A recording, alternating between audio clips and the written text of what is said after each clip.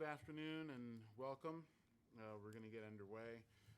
Welcome to Tuesday, August the 25th, 2015, convening of the Baltimore City Board of Municipal and Zoning Appeals. A couple of house rules before we get started. First of all, to the extent that you have a cell phone, pager, any other electronic device, anything that makes any audible electronically generated noise, anything that plays a ringtone, anything that rings, chimes, beeps, what have you. We ask at a minimum you turn those devices to a vibrate only, if not off position. Similarly, to the extent that you need to have a conversation, we ask that you take those conversations out the double doors to your rear. And the reason for those rules is simple. There are a number of microphones which are arrayed around us up here that you can all see. And those microphones are all very sensitive. They're not only for the purpose of amplification, but also for the purpose of recording these proceedings.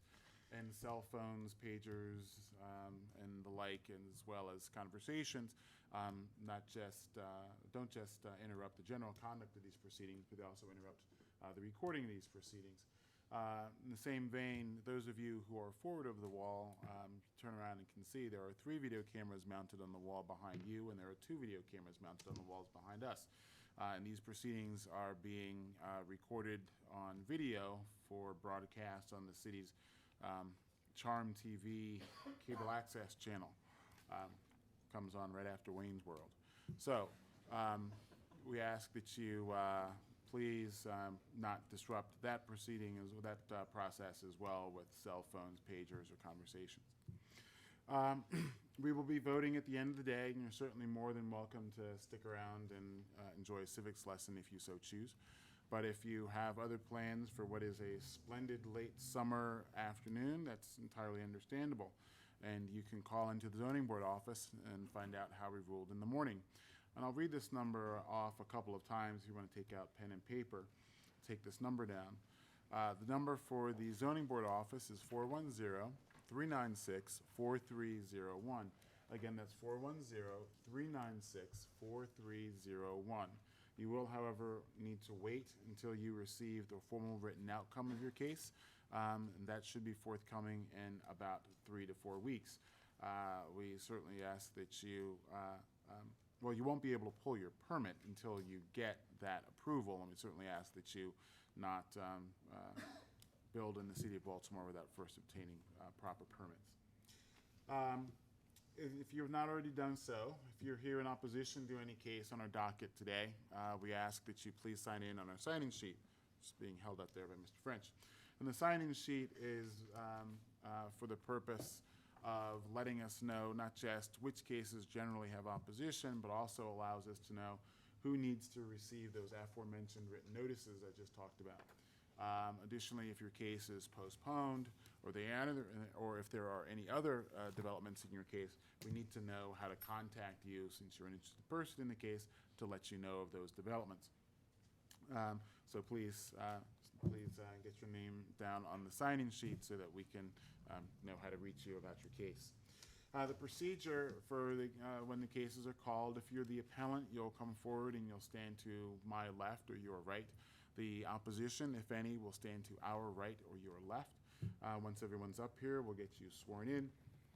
And then we'll start off with the appellant, who'll be given the opportunity to present their side of things, let us know what the issues are involved in their case, tell us what is being proposed, respond to any questions of the board, and present any evidence or testimony in support of their case.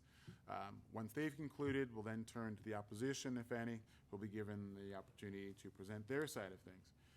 Once the opposition is concluded, we'll turn back to the appellant, who'll be given the opportunity to respond to any points brought up by the opposition and to give a closing statement.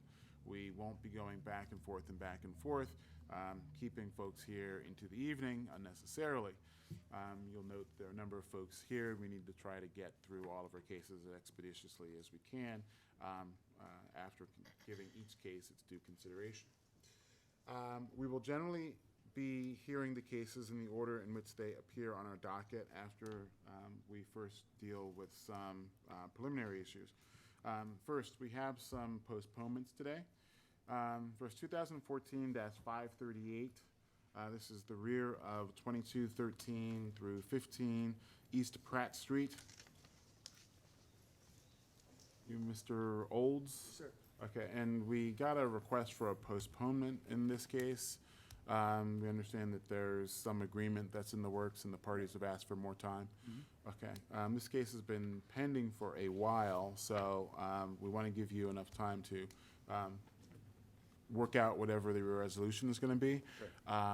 And so we'll reset this case for 30 days. Okay.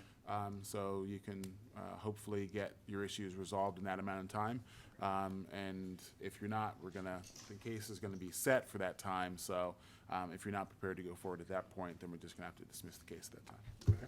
No worries. Thank All you, right. guys. Thank you very much. But 2014-538, rear of 2213 through 15 East Pratt Street is postponed.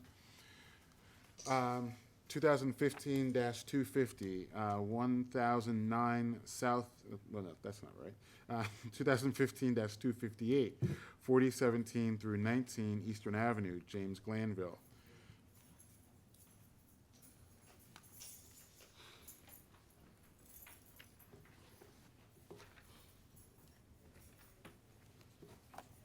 Is there information, sir, that you'd like to postpone the case? Yes, sir. Okay, and you're Mr. Glanville? Yes, sir. Okay. 2015-258 is postponed.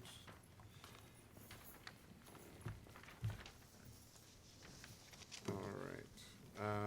And 2015-277, 3728 Hudson Street.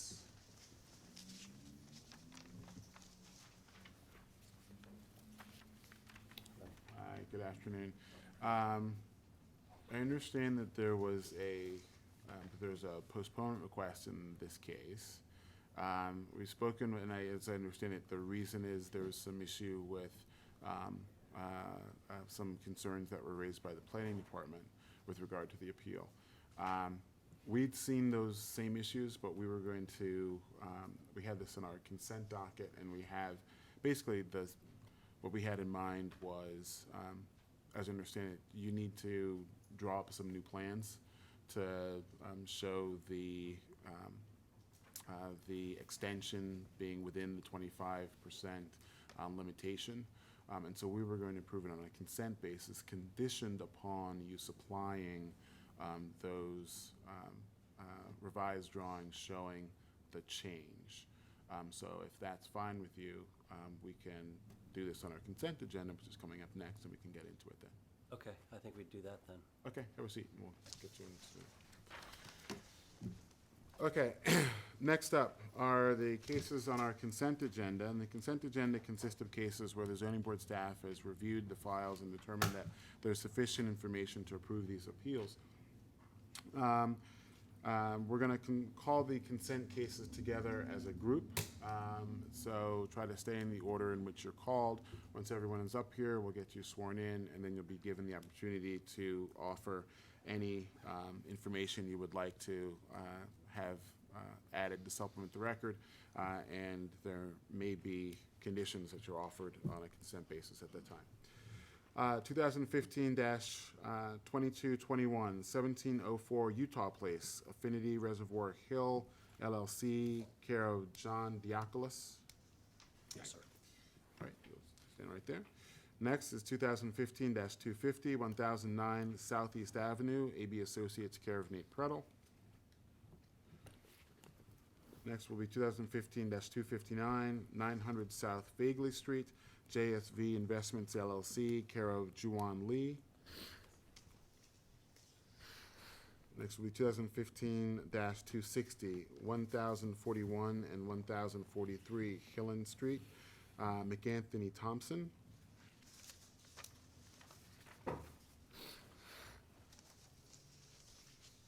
Next will be 2015-267, 3927 Falstaff Road, Array Friedman. 2015-269, 1130 Light Street, Jorge Castillo. 2015-272, 3901 Buena Vista Avenue, Caroline Hecker. And 2015-277, 3728 Hudson Street, Lori Jurdy.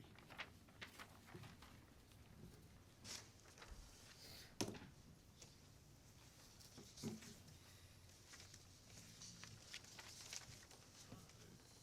think that's everyone now.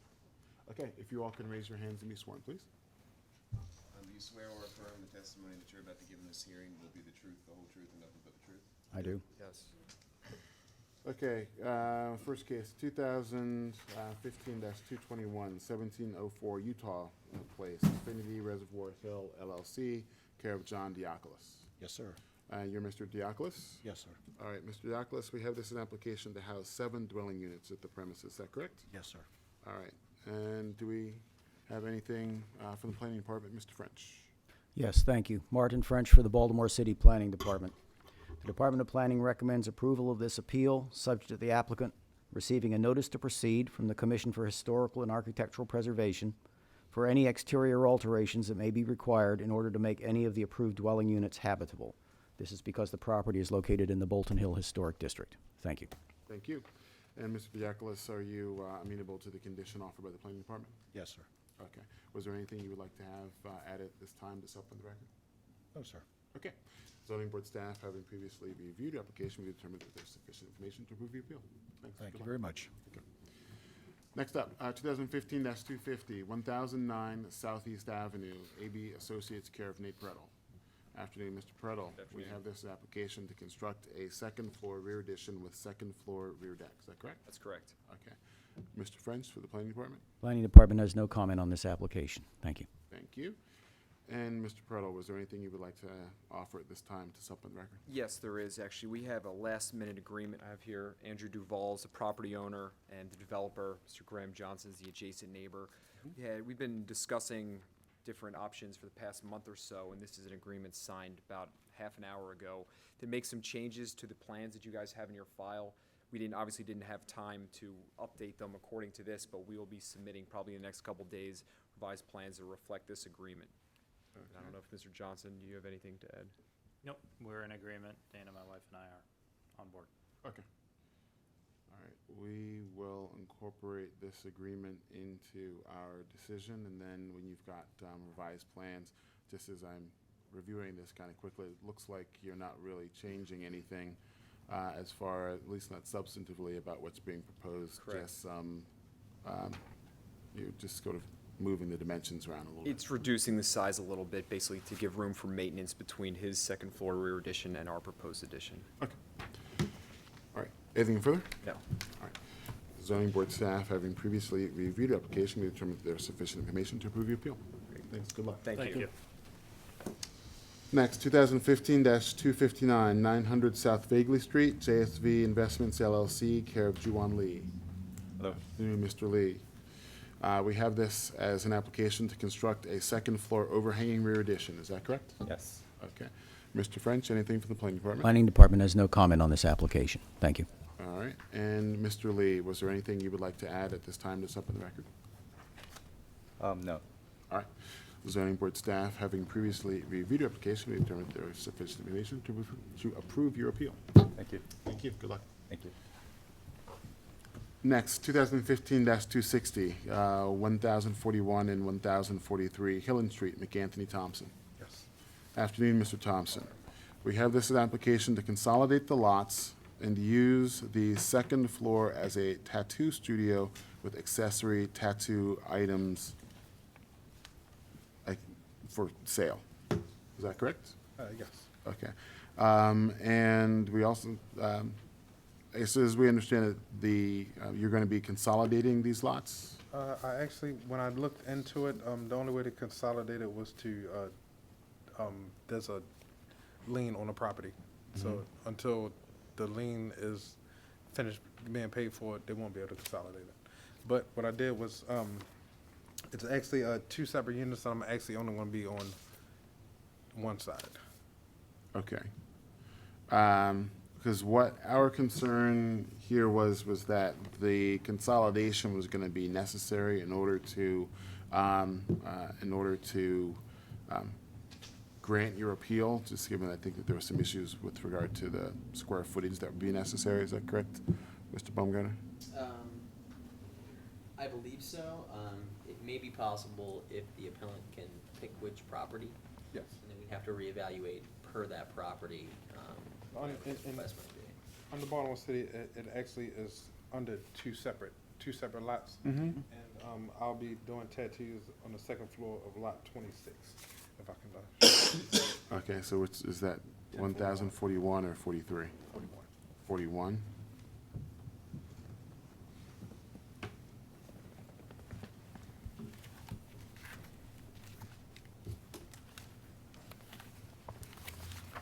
Was that the good one or the bad one? The corner one. Okay. I'm guessing that's the good one. Mm-hmm. Okay. All right. Mr. French, anything for the planning department? Planning Department has no objection to this application. Thank you. Okay, all right. Okay, so you said that that there's an outstanding lien on the property that's gonna prevent it from being consolidated now. And but you're gonna be going forward with the tattoos, or you intend to go forward with the tattoos just in 41 as opposed to 43. That was the original plan anyway. It's just- Sure. So you're not looking to go forward with the consolidation I piece at will. all? Okay. It is something that I will have to do eventually. Okay, all right.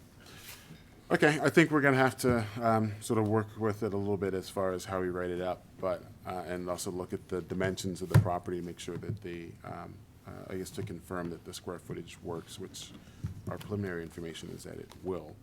Was there anything further at this time you'd like to add? Okay. Zoning board staff having previously reviewed your application with determined that there's sufficient information to approve your appeal. All right, great. Thank you.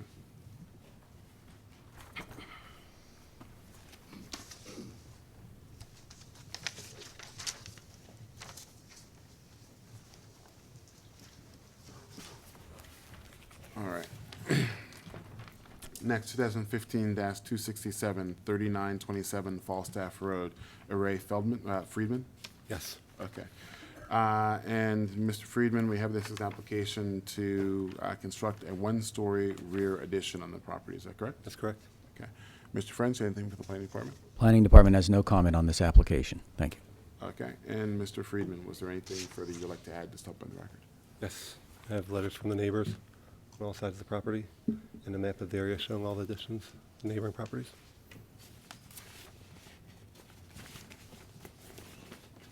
Okay. That was incorporated into the record. Anything further? No, that's it. Okay. Zoning board staff, having previously reviewed your application, we determined there is sufficient information to approve your appeal. Thank you. Thank you. Next, 2015-269, 1130 Light Street, Jorge Castillo. Good afternoon, Mr. Castillo. We have this as an application to use the first floor as an art gallery with accessory tattoo salon, including sales of tattoo accessories. Is that correct? Like tattoo art or like art, more like fine art than like gallery art than tattoo accessories. Yeah, Okay. like clothing. That's what we ran. Okay, so sales of, Clothing, like apparel. okay. We'll say accessories / apparel. Mr. French, anything for the planning department? Yes, thank you. Planning Department noted that a tattoo studio would be a non-conforming use in this zoning district, which therefore the department would have recommended disapproval of. However, the department has no objection to limited tattooing on premises as an accessory use, conditioned upon the absence of any signage or other exterior display or indication advertising availability of tattooing services on the premises. Thank you. Thank you. Okay, and Mr. Castillo, do you agree to the conditions offered by the planning department? Yes. Okay, and you know the restrictions as far as operating as accessory use versus a principal use? Yes. Okay. Was there anything further you would like to add at this time? No. All right. Zoning board staff, having previously reviewed the application, we determined that there is sufficient information to approve your appeal. Thank you so much. Thank you, good luck. Next, 2015-272, 3901 Buena Vista Avenue, Caroline Hecker. Good afternoon. Afternoon, Ms. Hecker. And Mr. Williams. Ms. Hecker, we have this as an application to subdivide the lot, retain the existing construction equipment rental / warehouse facility on one lot and construct 18 attached single-family dwellings, including 9-foot-high retaining walls on 18 new lots. Is that correct? That's correct. All right. Mr. French for the planning department. Planning Department notes the application was filed in anticipation of approval of a bill to rezone this property. The current zoning as of today is still M11, the law having not taken effect at this moment. However, on the basis of the rezoning that is proposed, the department recommends approval of this appeal, conditioned upon the mayor and city council approval of City Council Bill number 15-0463, and then upon planning commission approval of the proposed subdivision of the property. Thank you. Thank you. And Ms. Hecker, are those conditions amenable to your client? Yes, they are. And just for the record, the rezoning bill has been passed by the city council, and it's on the mayor's desk for signature right now. Okay, thanks for that legislative update. Anything further you would like to add? Mr. Williams has handed up a folder of exhibits we'd like to add to supplement the record, and I would note that there are letters of support in there from the various community associations and several of the neighbors in support of the application. Okay, anything further? That's it. Great. Zoning board staff, having previously reviewed the application, we determined that there is sufficient information to approve the appeal. Thank you very much. Good luck, good luck. Good luck. Next, 2015-277, 3728 Hudson Street, Lori Jurdy. Hi. Hi. We have this as an application to use the entire premises as a tavern with full-service kitchen. Is that correct? Yes. Okay. And Mr. French for the planning department. Okay. Planning Department review was based upon drawings which were submitted with the application originally, which appeared to show that there would be an increase beyond the 25% limit of the board's discretion in the non-conforming use. On that basis, the department was recommending disapproval of this appeal because of the increase of floor area exceeding 25%. However, we have had discussions with both the applicant and the applicant's architect concerning the need to clarify the drawings to indicate what the actual amount of the current non-conforming use is. And on that basis, there may be a reason to approve this application if the applicant demonstrates that the expansion will stay within the 25% limit provided in the zoning code. Okay, thank you. All right,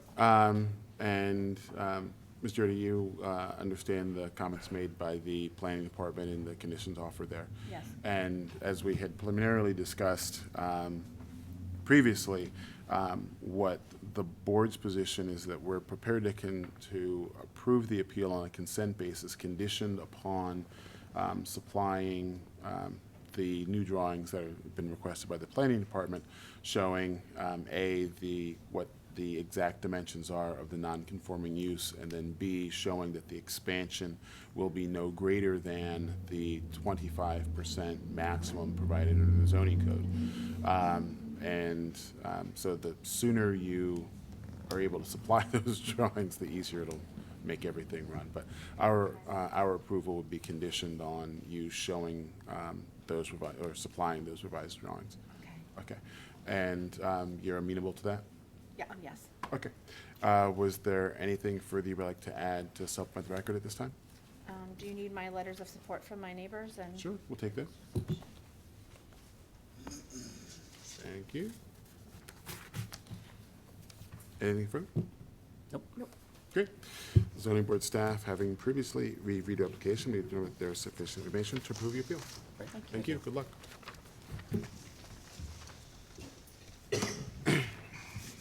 All right. The remainder of our docket includes cases for which opposition is signed in, and frequently we found that opposition is the result of either a lack of communication or miscommunication between the parties, and it can be useful to offer the parties in those opposed cases an opportunity to confer with one another to see if they can come to a resolution amongst themselves. Obviously, if two opposing sides to an issue approach the board and ask the board to resolve the issue, someone will be bound to go away from that disappointed, and that reaching a resolution amongst the parties can be a much more preferable result to that unhappy fate. So I'm going to call out the cases where opposition has signed in, and you can just stand where you are. We'll ask if there's been any discussion between the parties to date, and if there is a desire amongst the parties to have a discussion now to see if they can have a resolution. We certainly can't compel you to have a discussion amongst yourselves, but we certainly do encourage and appreciate it. Cases where opposition has signed in are 2015-261, 547 through 49 East Fort Avenue. Okay, who signed in that case? Okay, and folks, have you guys, has there been any discussion, try to reach a resolution? I have not heard from anyone. Actually, the lady stopped in after I installed the signs, told me that. Well, the question is, Well, A, is to- have there been discussion, and B, is there a desire to have a discussion now? So you said no, there hasn't We been. had an initial discussion. We haven't spoken in months. I don't think that further discussion, I would rather present to the board. I also do want to, there's another gentleman from the Riverside Neighborhood Association who's outside, and I know that he wants to speak. Okay. He's on a call right now, but I can run and get him. So- Sure, well, we're not gonna call it just yet. Right, But the okay. question is just, you know, whether you folks wanna try to talk and work it out. I don't have a problem. Wouldn't hurt. All right, let's try. All right, next up, 2015-270, 4829 Bel Air Road.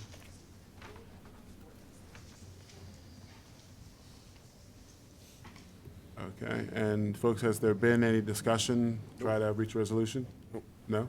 Do you want to talk, try to get things worked out? I'm not at liberty to, you probably remember I work for Hardell, and you're Yes. representing another association, so I'm not authorized to negotiate. Okay, all right. Have a seat, we'll call you in turn. Next up, 2015-271, 1520 Holland Street. Okay, who's in on that one? Okay, and folks, have you two, well, have the two sides had an opportunity to speak, see if you can work something out? Okay. Again, doesn't hurt to talk. Doesn't cost you anything. And you're further down on the docket, so it's gonna take a while to get to you. So you can use your time productively, or you can sit and watch all the other cases. All right. Next, 2015-275, 828 Holland Street. Same, okay. Have you folks had a discussion? Would you like to have one? I've never met the. No, I never met Okay, anyone. Yeah. okay. Would you like to talk? Yes. Okay, step out. Just let us know when you're ready to move forward. If you get something worked out, let us know that as well, and we'll try to put that on record. Okay, first case is 2015-191, 3912 West Cold Spring Lane, Lee's Rue. Good afternoon. Afternoon, Ms. Rue. My client is actually over in court. He's actually over in court. My client's over in court. So either could I ask for a little bit more time today or Okay, postponement, I can whichever. bump you down.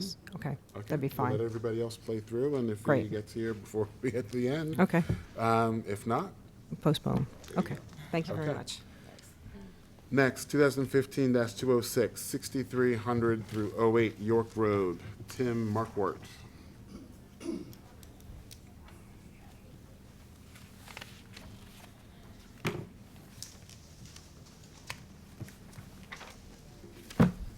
Good afternoon, Caroline Hecker and Justin Williams from Rosenberg Martin on behalf of the applicant. We're also joined by Mark Renbaum, who is a representative of the landlord of the shopping center where the property is located, as well as Nancy Moronic of the Bologna Giddings Community Association.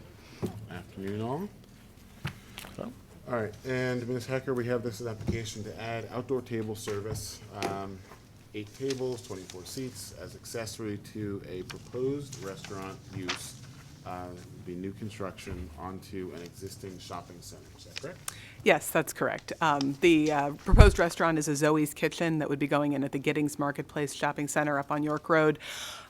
We had had this case scheduled initially for the end of June, and unfortunately, we got involved very late in the game after the application had been filed, and the applicant hadn't met with the Community Association in advance. Ms. Moronic attended that hearing, and since she was there and hadn't heard anything about the application, we postponed that hearing to have a chance to meet with the community. We met with them several weeks ago, and I don't want to speak for her, but I think that the community is now in support of the application for outdoor seating. There had been some other outstanding issues related to the operation of the shopping center, which we've been working to address. One thing that I do want to proffer is that one question Well, that. before we get to that, Okay. let's get everybody sworn Oh, in right, first, okay. and then you All right. can do proffers and witnesses and all that good fun Okay. stuff. Okay. All those intending to give testimony, if you can raise your hands and be sworn, please. Do you swear or affirm the testimony that you're about to give in this hearing will be the truth, the whole truth, and nothing but the truth? Yes. Okay. And do we have staff reports? Yes. First, we have a letter from the Bologna Giddings Community Association. They write with expectations of ongoing communication and cooperation with the community and responsiveness to our concerns. We await the addition of Zoe's Kitchen to the Giddings Marketplace and wish it much success in the future. We have a letter from a resident at 407 Giddings Avenue. They write that this change for outdoor tables will be a different element to a very busy and generally crowded concentration of stores. We are also disappointed that we were not informed or consulted, nor have had the opportunity to review the physical plans prior to this hearing. The addition of 3 stores, which we understand did not need board approval, increases the amount of traffic related to trash and supply trucks and forces all trucks closer to the residential neighborhood. At this time, parking on the premises most nights, and especially Friday and Saturday nights, is at a premium. These new stores decrease the number of existing available parking by about a dozen spaces. Extending the sidewalk or denying access to pedestrians to cross onto the existing walkway from Giddings Avenue through the marketplace to access existing businesses is disruptive to traffic, pedestrians, and potentially dangerous to many people, family, elderly, young adults that use the sidewalk. Finally, there is a concern about noise. It is one thing to have people leaving their cars and entering businesses. We are now adding an additional element of people eating outside and the potential for additional ambient noise. We would have appreciated the courtesy from either the trust, the owner of the property, or the representative of the owner of Zoe's Kitchen to have had the opportunity to understand exactly how both parties plan to illuminate these issues. In light of that, we ask that the board at least not deny the conditional use, but postpone it until the community has had the opportunity to plan and review its potential effects. And we have planning's report. Thank you. Planning Department reviewed the application and the drawings that accompanied it. The area that would be used for accessory outdoor table service was to be created using a portion of one of the commercial bays already existing on the property. The area would face York Road, which is, of course, a very busy and noisy street. There would be a 4-foot wide section of the existing private sidewalk, which is on the property in front of this entire building, that would be used in combination with a portion of one of these bays to create a dining patio. The remaining sidewalk would be at least 6 feet wide to provide unimpeded access for passers-by. Therefore, the Planning Department recommends approval of this appeal, subject to these conditions. A minimum of 6 feet of the sidewalk must remain clear and unobstructed for pedestrian use. The capacity of the outdoor seating area will be not more than 6 four-top tables, or their equivalent in 4-top and 2-top tables, and 24 patrons. The tables will be limited to those that can seat 2 or 4 patrons and are to be kept within the patio area to be created at the front of the building. There will be no outdoor bar, no outdoor music, jukebox, or other form of entertainment, and all patrons must be seated for dining and served by waitstaff. Thank you. Thank you. And Ms. Hecker, is your client amenable to the conditions offered by the planning department? All except for the very last one, they're modeled, they don't have wait staff. It's sort of a, for lack of a better example, a Chipotle style where you order at a counter and sort of make your way through the various stations, and patrons would be bringing their own food out there. So I would appreciate there not being a condition attached that requires them to have wait staff serving. Okay. Maybe, what if they made it that, to the extent that there are wait staff employed by the operator, what have you, or by the establishment, that customers then be served by wait staff. The thought then being that if there's ever a change, if there are wait staff, then the wait staff will Right. serve. If there are no wait staff, Staff. there's no requirement that there be wait staff to That's have outdoor correct. seating. That would be fine. okay, all right. The floor is yours. With your permission, I'd like to proceed by way of a brief proffer. Mr. Williams has handed out folders with several exhibits that go through the various legal standards for the outdoor seating. There are some photographs, some site plans in there. Zoe's Kitchen is going in an area that's a proposed addition, or it's actually under construction addition to the shopping center that, as you can see in that photo that you have there, is occurring between the two existing buildings. And this application is just for outdoor seating. And as I mentioned, we had this hearing scheduled for the end of June. I believe the second letter that Mr. Henry read into the record was submitted before or at that hearing. And as a result of the people who showed up at that hearing, including Ms. Moronic, who had not been contacted prior to the hearing, we did schedule a meeting, and we have discussed all of the issues that were listed in that letter. And the result of that was the first letter that Mr. Henry read from Ms. Moronic that stated that the community supports Zoe's Kitchen and welcomes it into the neighborhood. The one thing that Zoe's did agree at the community meeting to do, and I want to just make sure to put on the record, is there was a concern about people loitering in the outdoor seating area after Zoe's closes up. They close down around 9 o'clock every night. So the community was concerned about leaving the chairs out there for people to hang around in the shopping center. And Zoe said that they would bring those chairs in after closing time so that it would discourage people from hanging around in the outdoor seating area. Okay.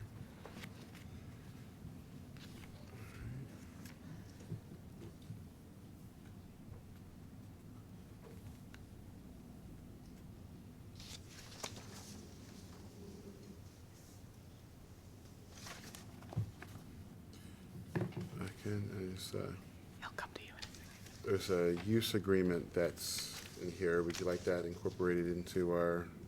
Oh, no, that was for the rental of a meeting room, so that should not be, Okay, that should not have been included. My apologies. that's all right. Okay.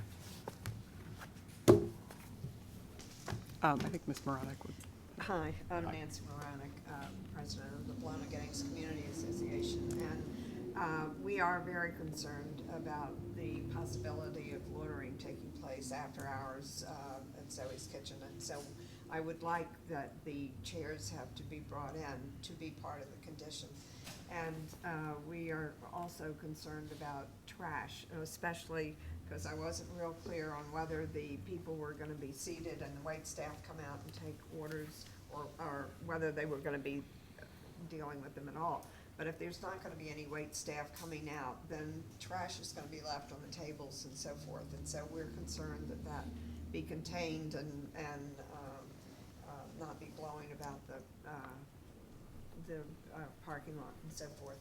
So we want very careful monitoring of this outdoor service to make sure that it doesn't become a nuisance to the community. And I would like that to be a condition that they do have to monitor. And I have a question as well.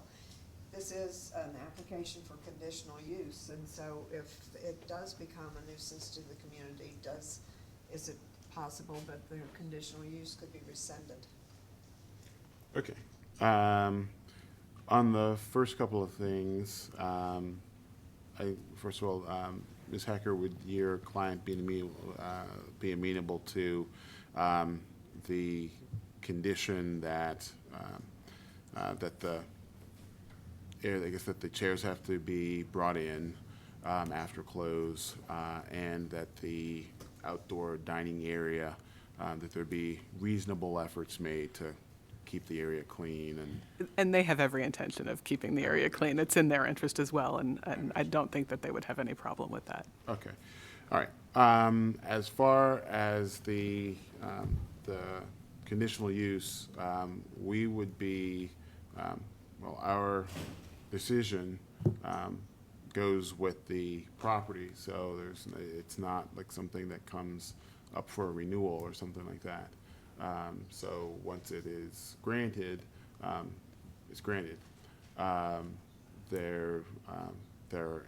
In some instances, there's a mechanism for the issue to come back, but that's typically either where it's provided in the statute or there's some sort of an agreement that's made. But our decision here would be binding going forward.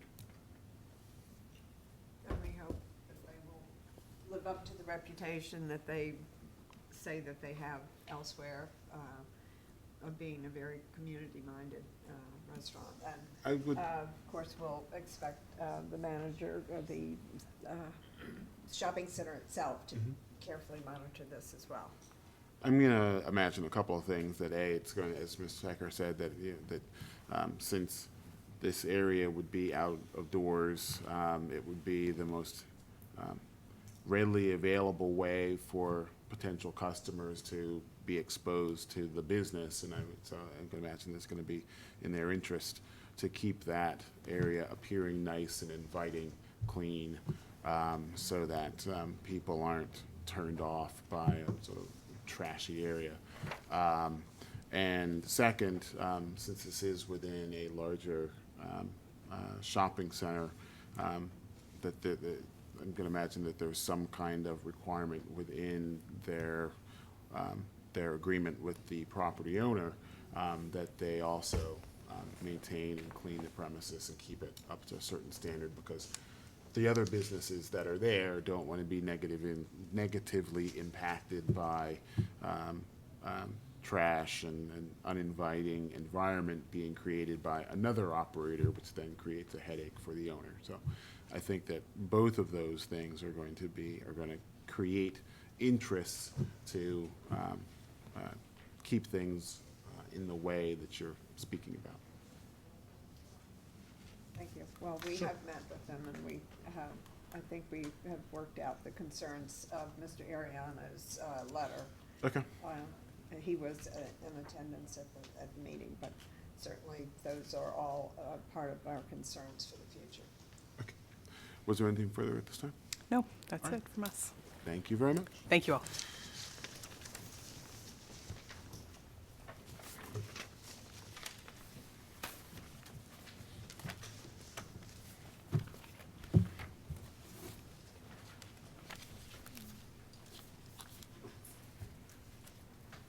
Okay, next up, 2015-254, 3427 Foster Avenue, Joseph Woolman.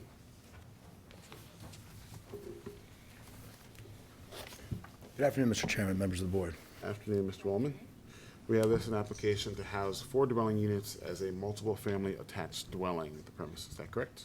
Actually, it's not correct. The application was to confirm the existence of a non-complying density pursuant to section 13107A, and the reason why it's not absolutely correct is, and this goes to the support we've garnered for this application, nothing is changing at this property, and there are actually 5 units. There is a basement unit that stretches the entire length of the building. I'm not sure why staff referred to this as 4, and I will say that when I spoke to staff early this morning, I thought it was 4 as well, and since discovered that is not the case, and confirmed that again with my client this morning. Okay. Can all those intending to give testimony raise their hands and be sworn, please? Do you swear or affirm the testimony that you're about to give in this hearing will be the truth, the whole truth, and nothing but the truth? Yes. Okay. And do we have staff reports? One report from planning. What was that? Thank you. Planning Department reviewed the application and noted in the course of studying this particular property, that there is a historic zoning record which shows this property was issued a certificate of occupancy in 1963 for a beauty shop on the first floor front and for 2 dwelling units and 4 rooming units in the remainder of the premises. What were those numbers again, Mr. French? 2 dwelling units and 4 rooming units.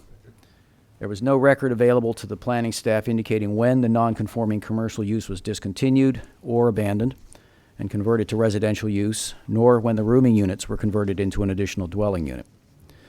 The application on its face would appear to require a greater amount of lot area variance than is within the board's 25% discretion.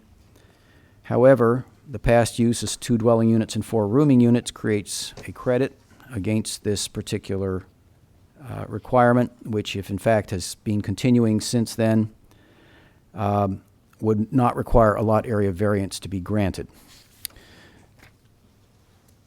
On that basis, and on a similar basis of reviewing the parking requirement, again, having been met in a sense by grandfathering of the units that were there prior to 1971, when no parking was required off-street, the department has no objection to this appeal.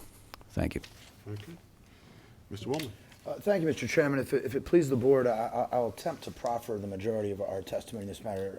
The owner of the property is present, and she has some photographs that she took over the winter that we could certainly share with the board and make part of the record. I'll just hand over a more recent Google Earth map view of the building, and you can see the building is on the right. It's not your typical row house. It's much, much larger. And the history of the property obviously is the key here. And my client would testify that she purchased this property in 2003, so over a decade ago, at which time the unit layout, and we have a floor plan as well that we can show you, was what it is today. You have that in the file? Great. There have always been, at least since 2003, at the earliest, I think perhaps even longer back than that, this property was improved with the layout that currently exists. My client would testify she made absolutely no changes when she purchased the property in 2003 other than to improve the kitchens. There are some interior photos that she will show you. She replaced the cabinets, she replaced the windows, she replaced some of the doors, and kept the unit mix exactly the same over the past decade plus years. Pleased to report that we have met with both the City Council President and the councilman for this district. Mr. Michael Warren from the Council President's office was here earlier today. Could not be here, but did indicate that he'd be willing to allow me to speak on his behalf and indicate that the Council President is not opposed to this request. Spoke with Mr. Amoros in Councilman Kraft's office as recently as yesterday. They continue to not oppose this request. I also spoke several times with Mr. Dan Tracy, who I think the board knows, who's the president of the Canton Community Association, and he also indicated that they are not opposed to this request. This is unfortunately a somewhat common situation where you have a property owner who's purchased a multifamily property. This, my client will tell you, is her nest egg for her retirement.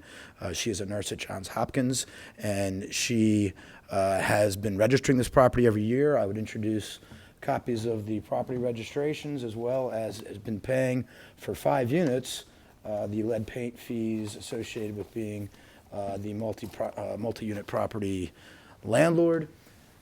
She will also testify, and correct me if I'm wrong. Any records going back beyond her ownership? Unfortunately not, and that was the challenge in this whole situation. We did pull the zoning cards, and as Mr. French indicated, the zoning card last entry indicated a 1962 or 63 approval for the commercial use in the front, and the 4 rooming units and 2 dwelling units. We were unable to uncover any further record to try to help educate the board as to the history. What we do have is over a decade of, based on her testimony, of the layout and the density that exists now. I would also add that were she to testify, she would indicate that she has 5 tenants, 5 individuals in these 5 units. They are all single. They are not families in these units. They've been there 3 years. They are all employees at Hopkins. There are 2 pediatric residents that live there. There's an organ transporter that lives there, a registered nurse, and an employee of Johns Hopkins University that have been longstanding tenants in this building. So she's been caught in the unfortunate situation. She's had inspections on an annual basis and has never been told there was a problem until this past year. And obviously she contacted me, and I was hoping I could uncover records going back further than 12 years, but unfortunately we are stuck with what we're stuck with, and and that's our case. You have photographs that we want to put in the record as well, correct? It's kind of a virtual photograph from the Just Your name? tell them your name. Natige Dabestani. N-A-T? Microphone, please. Nategheh, last name Dabestani, D-A-B-E-S-T-A-N-I. DAB. D-A-B-E-N, D-A-B-E-S-T-A-N-I.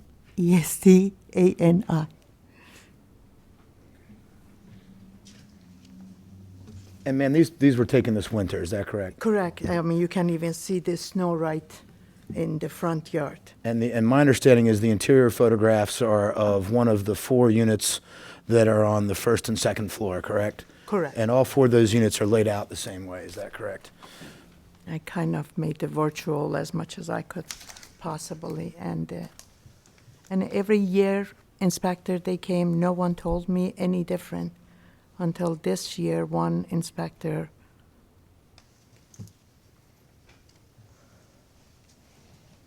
And we don't have a photograph of the interior of the basement unit, but my understanding is it stretches the entire length of the building except for a Correct. laundry room at the back and has a separate entrance, correct? Correct. And there are 4 separate utility meters at the It's right location, there. correct? Now, I do see the photograph of the meters, but I only see 4. Yeah, there's a Yeah, 4 meters. 4 meters. The basement is included with the first floor.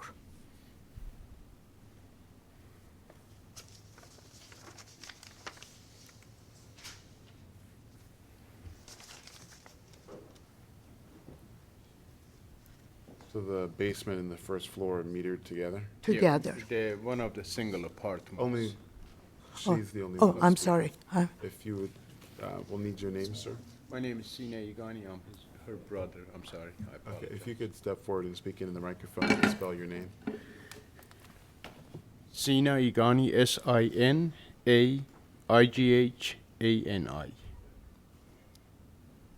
Same last name. Never was sworn up, so you know. The best I believe he was up Yeah, there. I think he raised his Yeah. hand. Oh, I thought he did. It's fine. Sorry. All right, so ma'am, I was asking you that, Yes. the first floor then is, I guess the first floor and the basement are metered together, Correct. and, but they're separate units. They are separate unit, and I am paying that electric myself. The reason is the laundry room is in downstairs, and everyone has a key that the brown door you are seeing there. I don't know if it's in that one or that one. Yes, that is, and I have a caution on that because it's a low door, and laundry room is there, and all the residents, everyone goes there and do the laundry. And since the laundry is free, so all the first floor and basement, gas and electric, I pay for it. And been since I bought.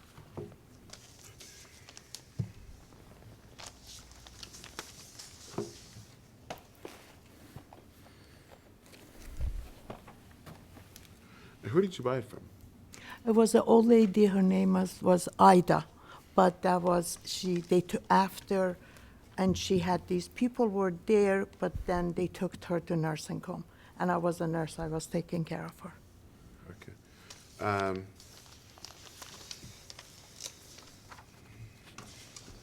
By Prudential Crowder was my representative when I bought.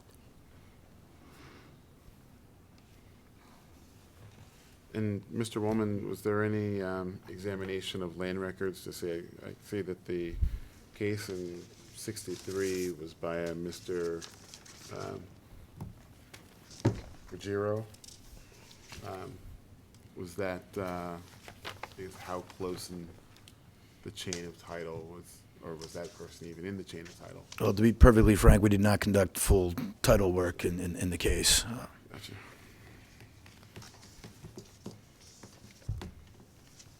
Your Honor, she gave, when I purchased, she gave me, you can see one of the old just a little like a receipt thing, and I used it that used to come until I think 2011 or 2000, right around there. Then they changed it to the electronic, and that's how comes, and I pay 170, and then inspector comes in November and they do all inspection, and then the lead people I go and pay, which is $30 for each unit, and I pay $150, which is the receipt is there already in one of your papers.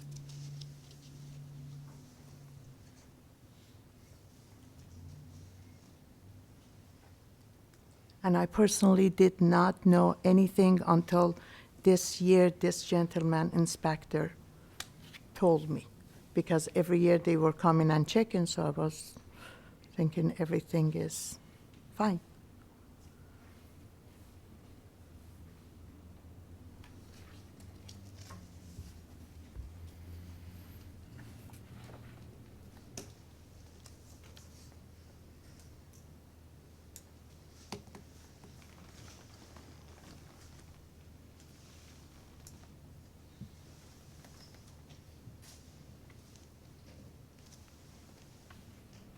Okay, so looking at the description that's provided from the 1963 case, it says the premises is improved by a two-story masonry building, 15 feet by 85 feet.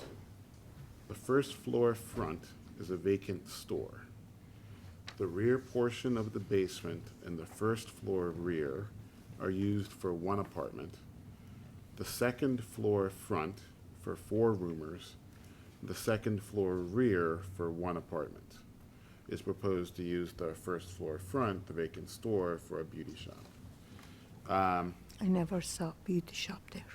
Okay, so I was gonna go through each one of those sections. So the first floor front, what's, I guess, And I have a floor plan that may be helpful.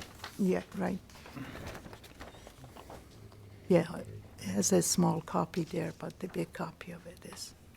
is it this? Yes, This hand-drawn yes. thing? So, to give you some orientation, Foster Avenue is actually on the left side of that plan, so that's the front, which confused me a couple of times.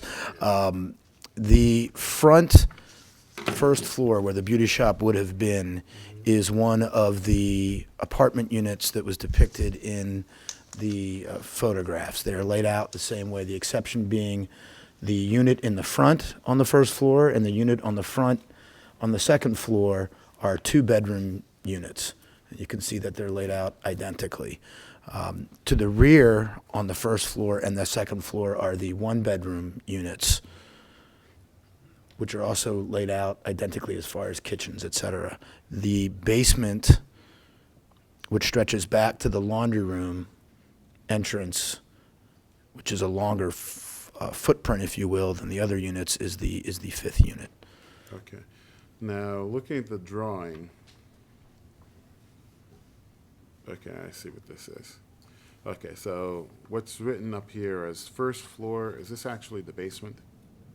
First floor will be basement. Yes, that's Okay, actually the basement. Okay, so this is the basement here. First floor, second floor, okay.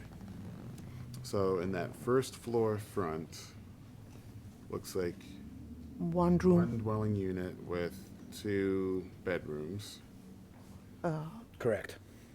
In the rear is a 1-bedroom apartment. Correct. Okay, so what was, in that opinion, from 1963, that front store is now a 2-bedroom apartment. Correct. That's right, it's behind it. Okay. This is the rear portion of the basement was, okay, so in the opinion, it was the rear portion of the basement and the first floor rear was 1 apartment. So the first floor rear is 1 apartment, and now the basement rear looks like that's where the laundry room and everything like that is, and the bedroom is actually, or the dwelling unit is actually in the front. Correct.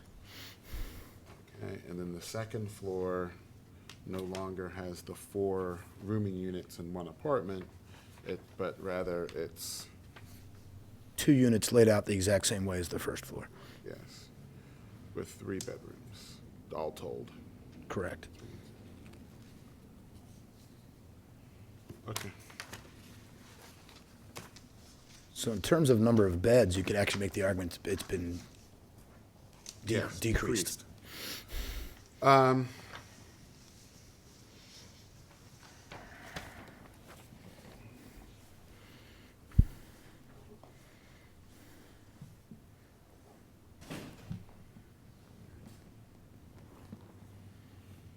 believe there may have been some misunderstanding at some point that this was actually a request to do a conversion, and that's obviously not the case, because that would require a city council ordinance at this juncture.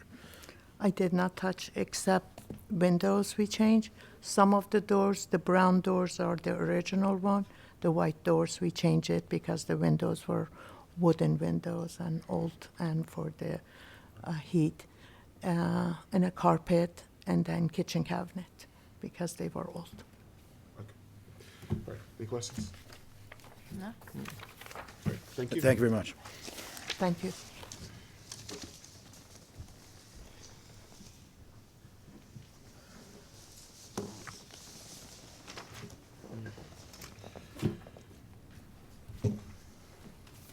Next up, 2015-261, 547 through 549 East Fort Avenue.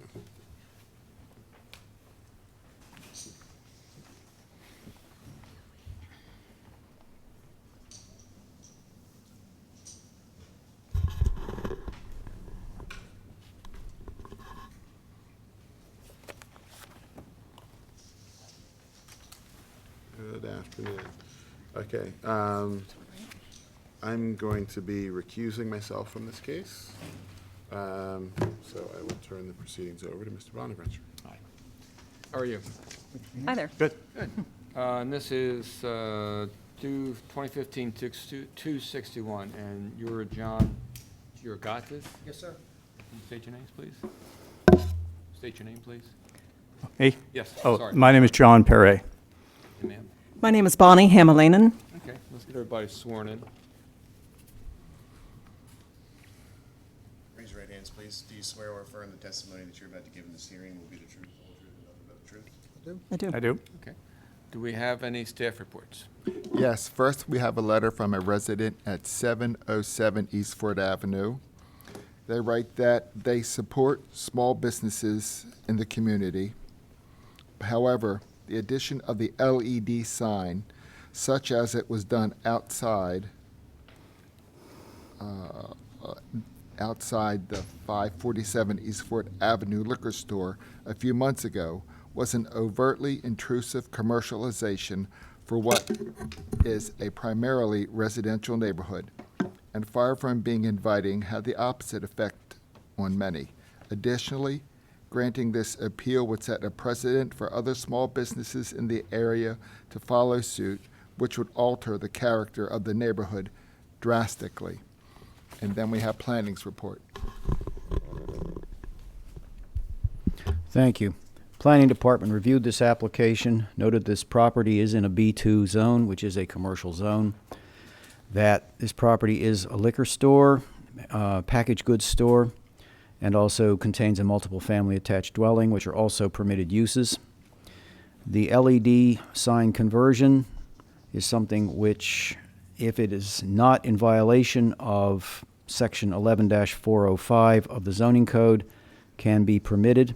However, given the fact that the LED sign can be computer controlled remotely and can have frequent and constant changes of message or content, the department is therefore recommending very specific conditions be placed upon the LED portion of the sign. The department has no objection to the appeal, provided that the board requires that the approved sign meets and continues to meet these conditions.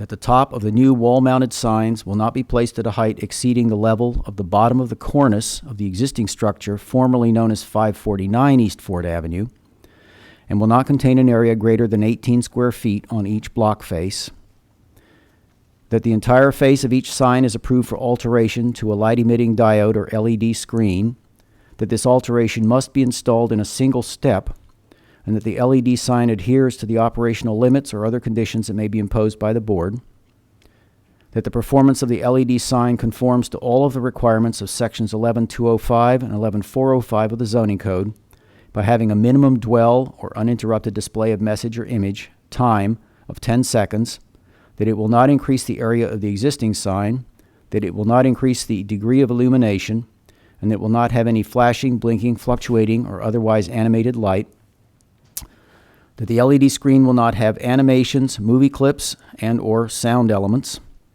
that the LED sign will default to black entirely in the event of failure of its remote control system or an interruption of advertising copy, meaning text, images, or both, and that the digital sign will have automatic brightness controls so that the sign will not constitute a hazard to passing motorists at night or during inclement weather.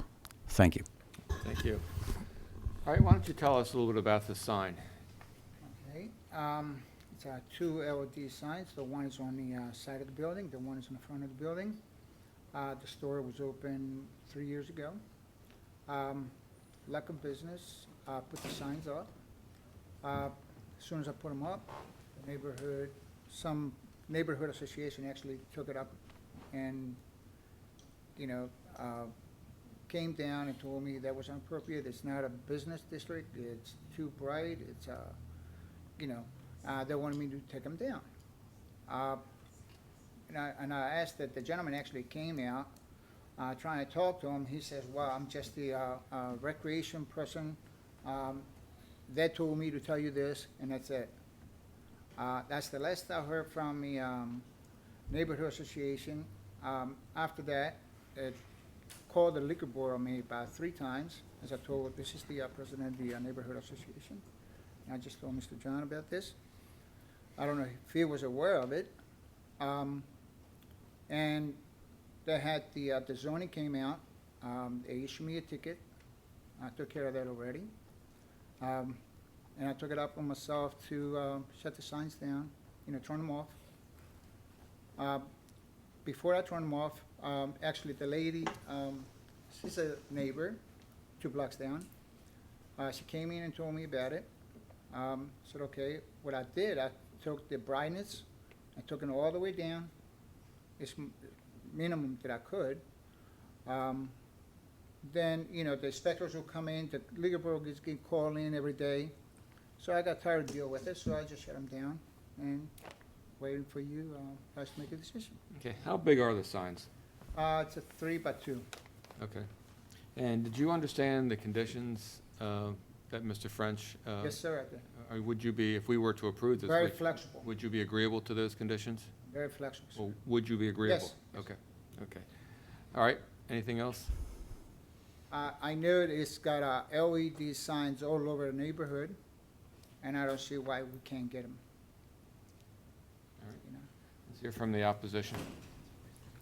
Hi, my name is First? Bonnie. Okay. I'm a homeowner in the area. I've owned a house on Ford Avenue since 2004. Anyone who lives in the Ford Avenue area knows there are some challenges to our artery through our neighborhood. It is a residential neighborhood. My feeling is that we could talk about aesthetics, but aesthetics are very subjective. Obviously, you as a zoning board can't rule on that. So I'm requesting that you consider the precedent that this sets. Ford Avenue does have a significant amount of pressure on it.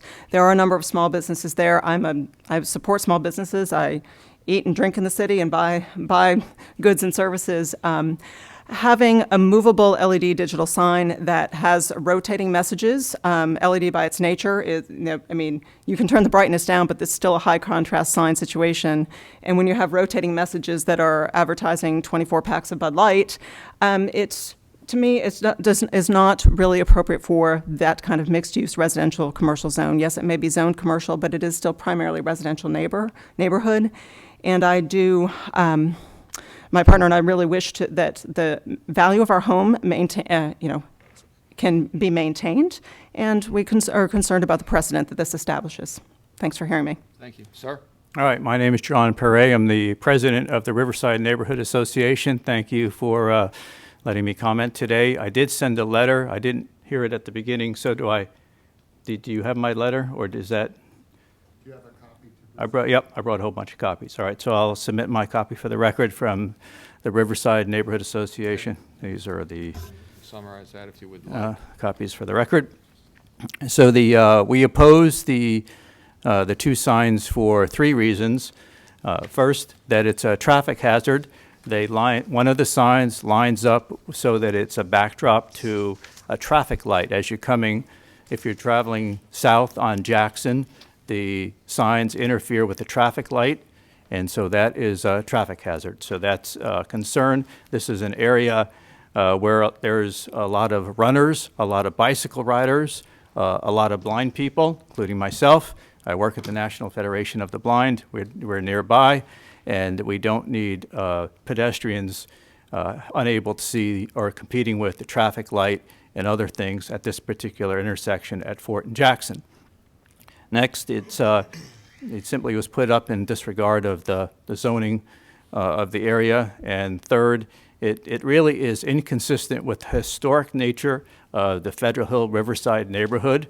Fort Avenue is the gateway to the historic Fort McHenry, our National Historic Shrine, and putting these kinds of signs in an area is just not necessary.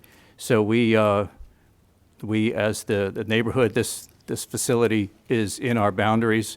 We're very pro-business. We hope that we believe this business can succeed without the signs, and would ask that you please don't allow the variance.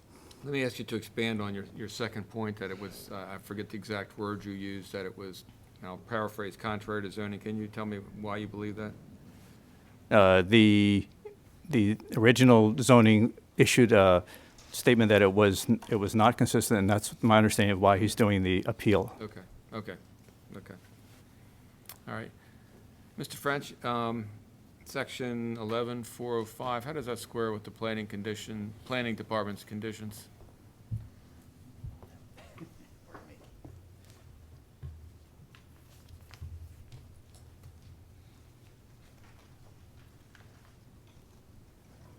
Last name in the intro. Spell your last name, I can't read it on the list. HAMALAINEN. Thank you.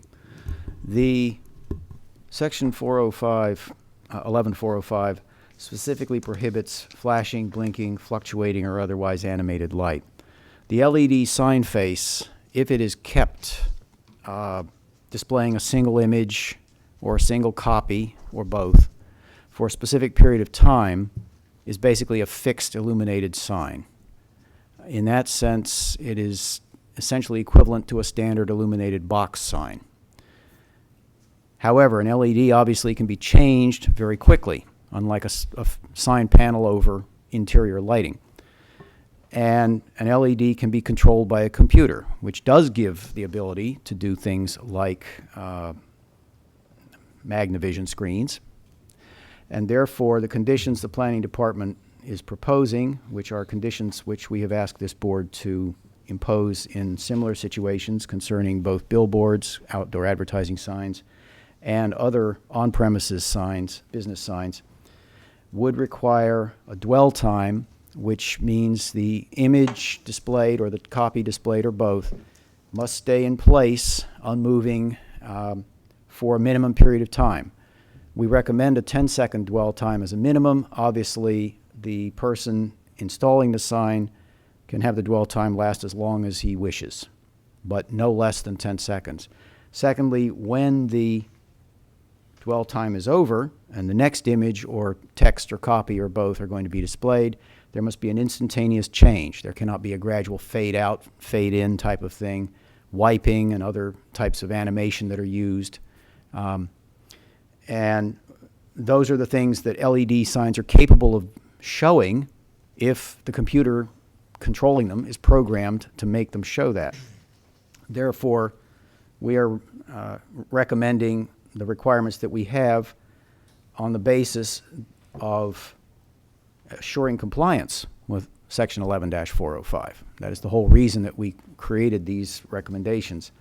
And I would repeat specifically for the benefit of the board that we specifically state the LED screen will not have any animations, and that's an important thing, no movement, animated, and that it default entirely to black in the event of a system control failure, that there not be some excuse that, oh, well, the controller failed, so that's why you had motion or whatever.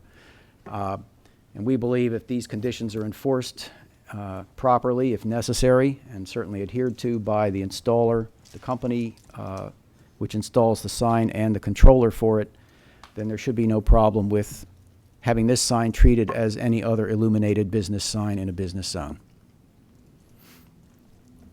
Can I comment on that? You may. Could I just urge that if you were to do that, that the 10 seconds seems incredibly short to me, and that in the spirit of a permanent fixed sign, that it would be more like days or maybe never. You know, that you would, if you want to say that it's going to be like a permanent fixed sign, and there's already the ability to do that, let's go ahead and make it like a permanent fixed sign and not let it change. So that I would ask that you, if you're going to grant that you maybe amend your things that go closer to no changing whatsoever, or certainly a long way from 10 seconds, because that seems, that won't stop the traffic hazard. It will change while you're at a traffic light. It could change several times in one sitting of one red light, and will still pose the traffic hazard that we have today. Sir, it's like say, you can end on your comments.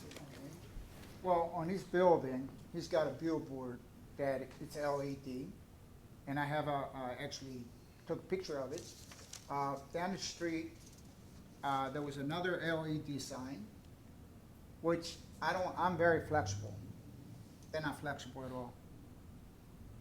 I'm willing to work with them, work with everybody. I think, you know, as a liquor store, as you know, all over Baltimore City, they got signs on the windows. You know, you can't even see the daylight out.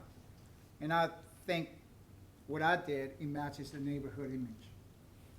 I lived in the neighborhood all my life. I respect the neighborhood more than anybody else. I want to do the best thing for the neighborhood. And I told Mr. John, all the buildings that I have in the neighborhood, they're up to the code, they're good-looking buildings. And that's pretty much it. Great. Any questions from the board? No. All right. Thank you very much. Thank you. Thanks.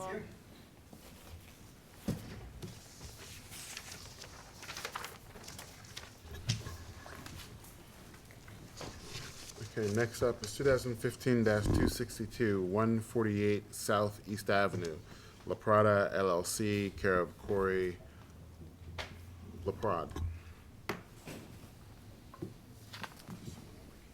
Yes. Good afternoon. Afternoon, and just for the record, Mr. Barb is recusing himself from this case. Mr. is it LaPrade? LaPrade. LaPrade, okay. Mr. LaPrade, we have this application to add outdoor table service as accessory to the existing tavern use, is that correct? Yes, sir. Okay. For all those giving testimony, can you raise your hands and be sworn, please? Do you swear or affirm the testimony that you're about to give in this hearing will be the truth, the whole truth, and nothing but the truth? I do. And sir, if we can get your name for the record, please? My name is Andre Holmes. I represent the Hollandtown Merchants Association. And do we have staff reports? One report from planning. Thank you. Planning Department reviewed this application, noted that this property was last authorized for use as a tavern rather than as a restaurant. However, the application is to add accessory outdoor table service to an existing restaurant and bar. On the basis that this property is operating as a restaurant, the Department of Planning recommends approval, if granted, be subject to these conditions, in addition to any other conditions the board may establish. A minimum of 6 feet of the sidewalk must remain clear and unobstructed for pedestrian use. The capacity of the outdoor seating area will be not more than 3 tables and 12 patrons. The tables will be limited to those that can seat 4 patrons and are to be kept against the wall of the building, with 1 table and 4 seats in front of the premises on the East Avenue sidewalk, and 2 tables and 8 seats beside the premises on the Pratt Street sidewalk. There will be no outdoor bar, no outdoor music, jukebox, or other form of entertainment, and all patrons must be seated for dining and served by wait staff. Thank you. Thank you. And Mr. LaPrade, are those conditions acceptable to you? Yes. And why don't you tell us a little bit, well, I guess one question I had here was, we had this as a, to add out, as an application to add outdoor table service as accessory to the existing tavern. Now, under zoning board rules, you can have you can have outdoor table service as accessory to a restaurant, but not to a tavern. So the question I had was, are you a restaurant or are you a tavern? And tavern and restaurant being defined as, well, short of pulling up the actual definition here, but really what the definition turns on is restaurants can sell food as well as beverages, but you'd be committing yourself to selling more than 50% of your sales would be for food.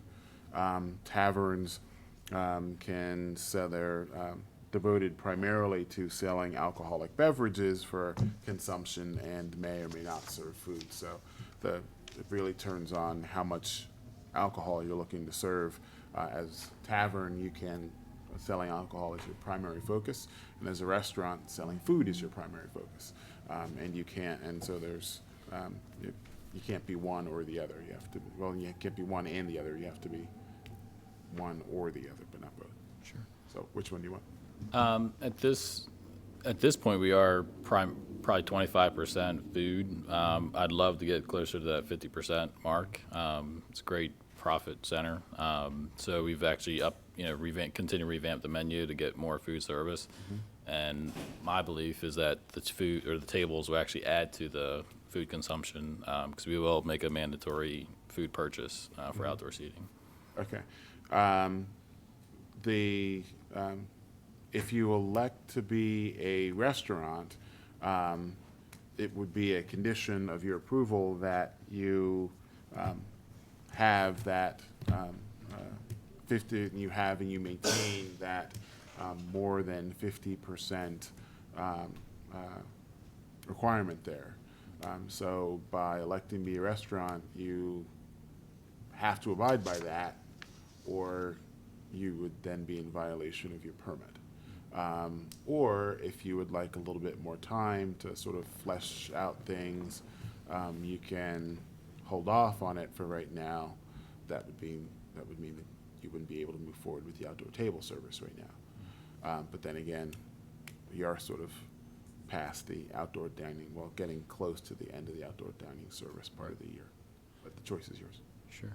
So I guess what time frame is mandatory for that? Because I think to be realistic as far as the business goes, it would take some time to beef up the sales to get to that point. And then I think I would also question, is that requirement, is it based on ticket items or based on sales? Like if I have beer for food as one item versus, a $10 drink and a $5 burger, Gotcha. So I'll read out the definitions here. So this is section 182.1 of the zoning code. This restaurant means a business establishment at which food and drinks are provided to the public primarily for on-premises consumption by seated patrons. And 2, if the establishment also serves alcoholic beverages, 1, a full menu of food and drinks is prepared primarily for on-premises in a fully equipped kitchen capable of preparing food for the rated seated capacity. And 2, annually, the average daily receipts from the sale of food exceeds 50% of the establishment's total average daily receipts not including sales of novelty items, income from vending machines, cover charges, and other receipts not derived from the sale of food or beverages. So it's measured on an annual basis, but it's a threshold that you'd have to maintain. I mean, I'd like to proceed. I think I've got a lot of support from community association, neighbors. I have the personal desire. I know that I'm not there yet. I'd like to get there. If I don't, I understand if the permit has to be pulled, but I'd like the opportunity to at least try. Okay, all right. So we'll amend your application to add outdoor table service as accessory to the existing restaurant use. Okay? All right. And why don't you tell us a little bit more about the business, how long you've been open, what kind of things you offer? I acquired the business about a year and a half ago. The former owners were friends, personal friends. They've been for about 10 years. I've been in the neighborhood for about 11 years, so I know many of the patrons, and I've kind of tried to champion myself as a community advocate with the purchase of the bar and the tavern. So my notion was that it would actually create more safety, having people sitting outside to actually keep an eye on the neighborhood.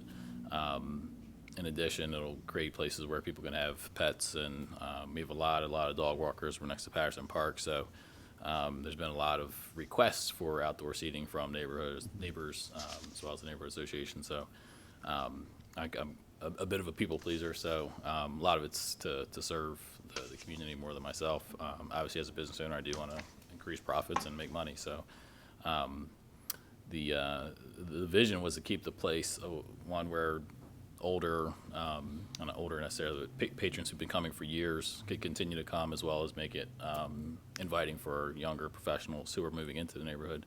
So as the neighborhood continues to evolve, they also want to be not just a bar, but a place where people can sit down and enjoy a meal, and their families, make it family friendly. So the past year, I guess 18 months, I've thrown or hosted 5 block parties, and we've done a kind of meet and greet with the city council candidates just a couple months ago. So really trying to make it a place to really gather community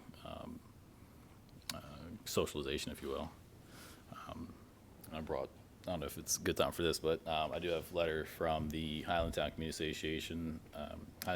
Association in support of the outdoor seating, as well as a quick petition. I was in Montana, so I didn't get as many signatures as I want. I just put it out last night just for kind of fun. And then I've got about 6 letters from residents and some Facebook support, as well as kind of a proposed food menu. I brought Andre from the Merchant Association as additional support for the request for the permit. Okay. We can take your documents, add those to the record. So were there comments you wanted to make? Oh, well, Corey's been, again, a advocate towards trying to bring the community together as far as having just I think the condominium, there's a new condominium that just was brought online. So there's a lot of young and up-and-coming professionals in the area, and the choices for outdoor seating is very limited, all the way down to maybe, I think, the Creative Alliance. So I believe after the mayhem this past summer and unfortunate consequence of rioting and whatever, I just think we need to do anything we can to help bring the community together and help the businesses thrive. And I think this would be a step in that direction. Okay. Any questions? No. All right. Thank you. Thank you much. Thank you.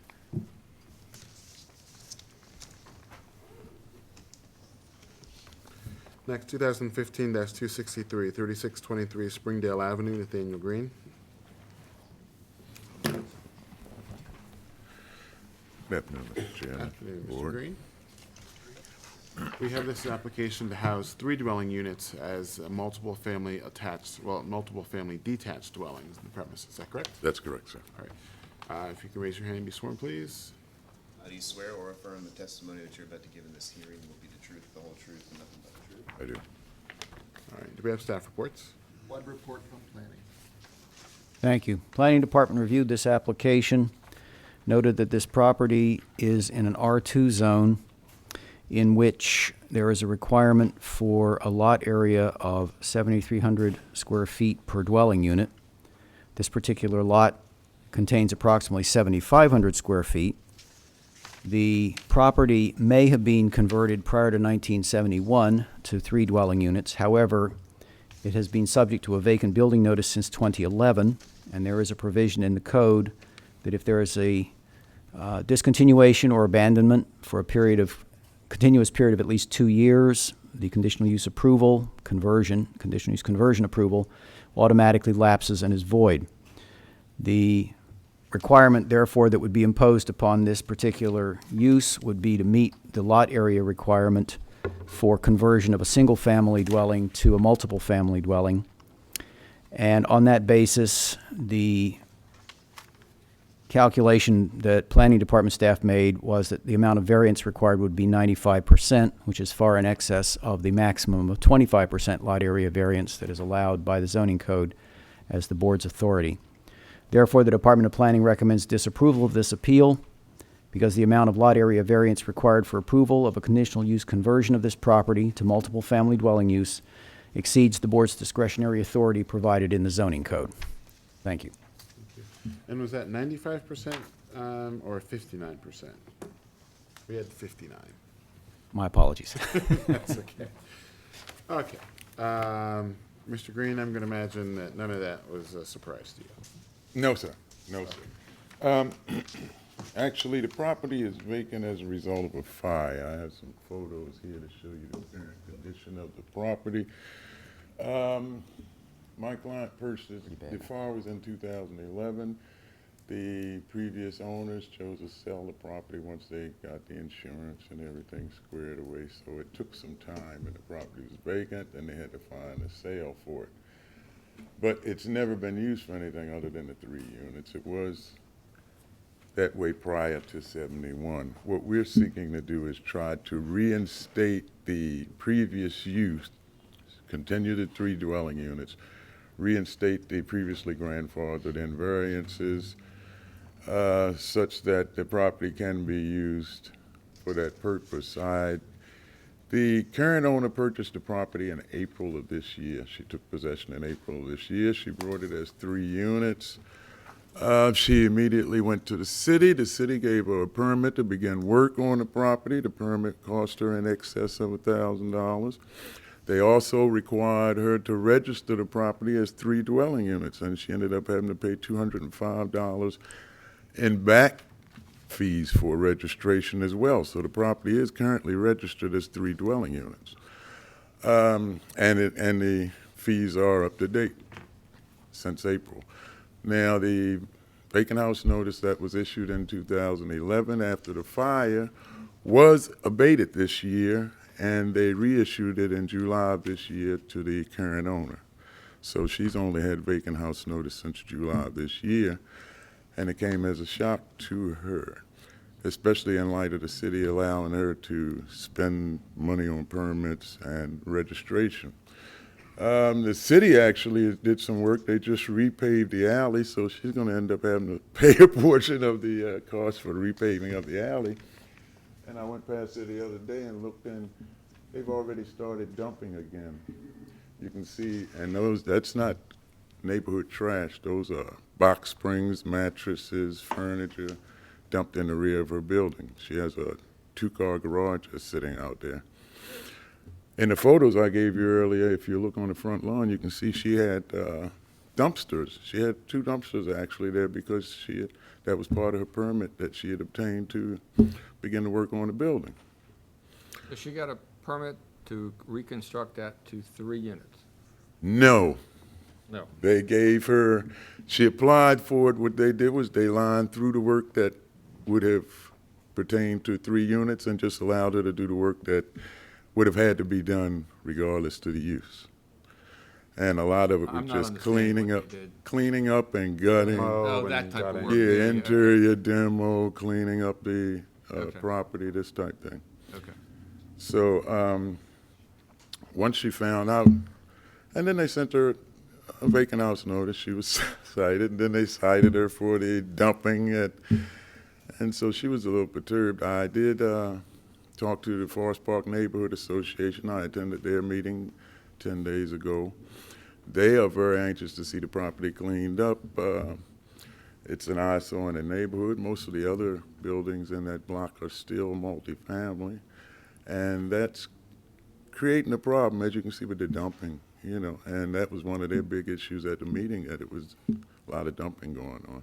Now, they did vote to support this. They were supposed to send a letter today, but Mr. Henry told me they haven't received it. But they want to see the property brought back on board, too. So we're just hoping that she can continue what she started doing and not lose on her investment. And it is going to be an owner-occupied structure. She's going to be living there. She's a nurse. She's in the medical profession as well as her husband. And they're looking to do the property for an investment for their retirement, this type thing.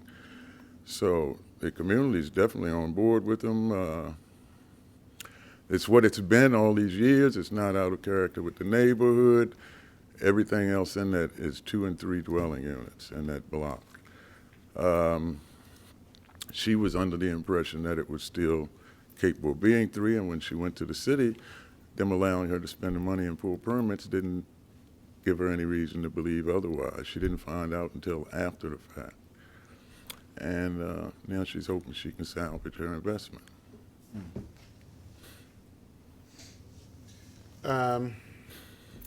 Well, when she bought it, who did she buy it from?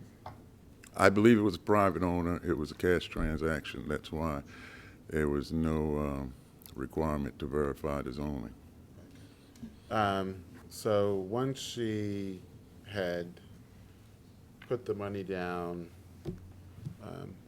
to purchase the property from that third party, she was already out. She was certainly out, I'm going to imagine, a lot more than, I think you've talked about $1,200. Yeah, she spent about $1,200 with the city. So I'm going to imagine that she spent much more than that buying it from Oh, yes, whoever yes. she bought it from.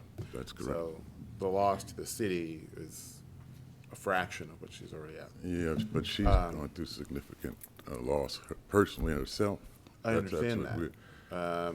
And, as you've done this enough to know that it's not an uncommon situation that we find otherwise meritorious or well-intentioned people in.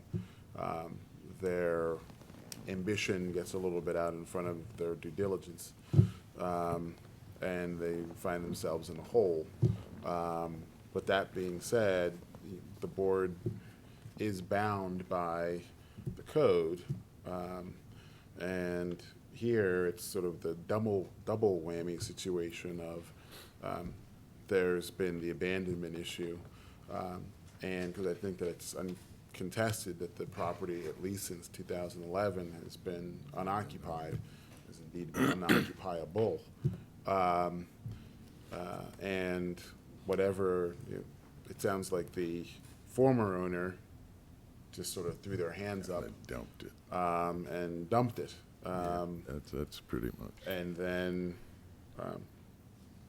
sort of put it all on your client to figure it out. But at the end of the day, we're stuck with a situation where it's been abandoned, and the variance that she would need to have the use is greater than what we can approve. I've just not really seen a way out of that box. If I may interject here, what you're saying is not uncommon to me. I'm aware of it, and I understand. I did advise her that she probably would have to, take a bite on this. She'll probably take it to circuit court and appeal it and try to get it reconsidered or something. But I did advise her initially that she didn't meet the requirements, and it had been vacant for more than a year. I did my due diligence, but I'd imagine. she felt, well, for one thing, she was kind of ticked because of the way the city had let her handle it, and then she wants to try to finish the project, so Sure. she was a little perturbed about it. So she insisted, well, I've got to go through what I got to go through, so we're going through what she's got to go through. I understand the board's position. Okay. All right? All right. Thank you. Thank you.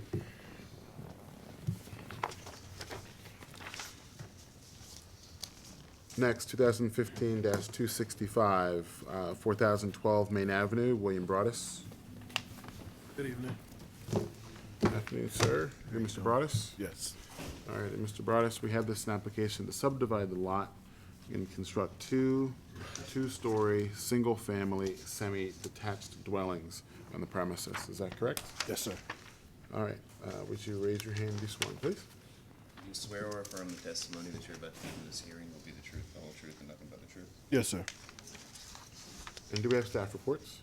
One report from planning. Thank you. Planning Department reviewed the application, noted that this property does not enclose a sufficient lot area to provide for 2 dwelling units without a lot area variance being granted by the board. The property proposal would provide for 2 semi-detached dwelling units, which would cover approximately 27% of the property, which would meet the lot coverage limitations imposed. The side yard setbacks would require variances. And most importantly, subdivision of the property is going to require approval of the Planning Commission. Therefore, the Department of Planning recommends approval of this appeal, subject to approval of the proposed subdivision of the property by the Planning Commission. Thank you. Thank you. All right, Mr. Broadus, do you agree with do you agree to the conditions offered by the Planning Department? Yes, I do. Okay. And why don't you tell us a little bit about what you're proposing here? Right now, I think it's the only castle in Baltimore City. The house that exists there is all concrete and stone, and I tried to restore it, and there was nothing that I can do with it. The roof alone would cost almost $100,000 just to bring it back. So the plans I came up with was to level it and then just put 2 semi-detached homes on the lot.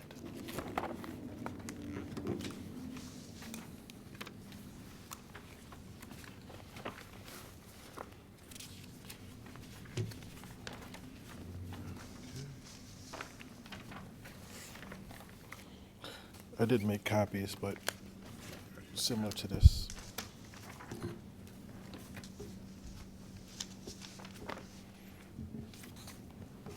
Okay.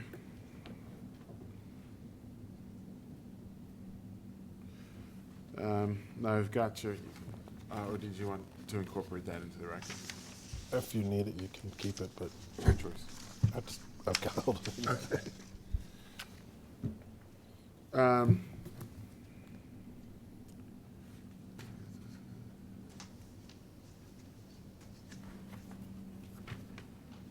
So the existing home is made of concrete?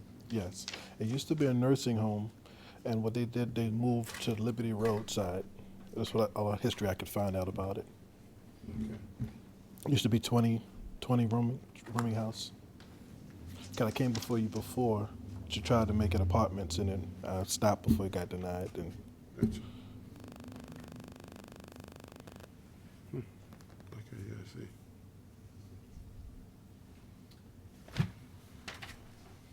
Okay. so this is the only solution I could come up with.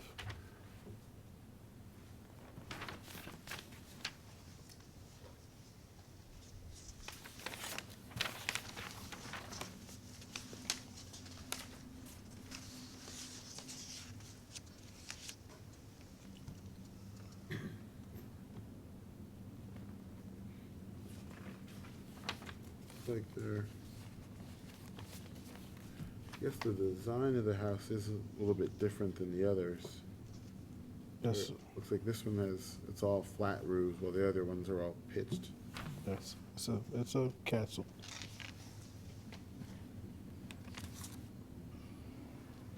Okay.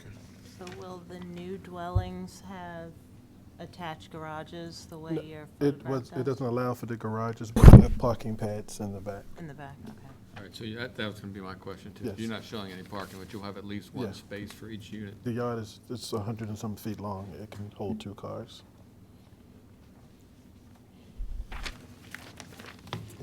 Any questions? No?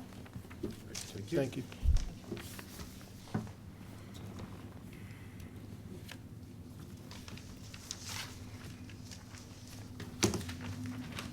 Thank you.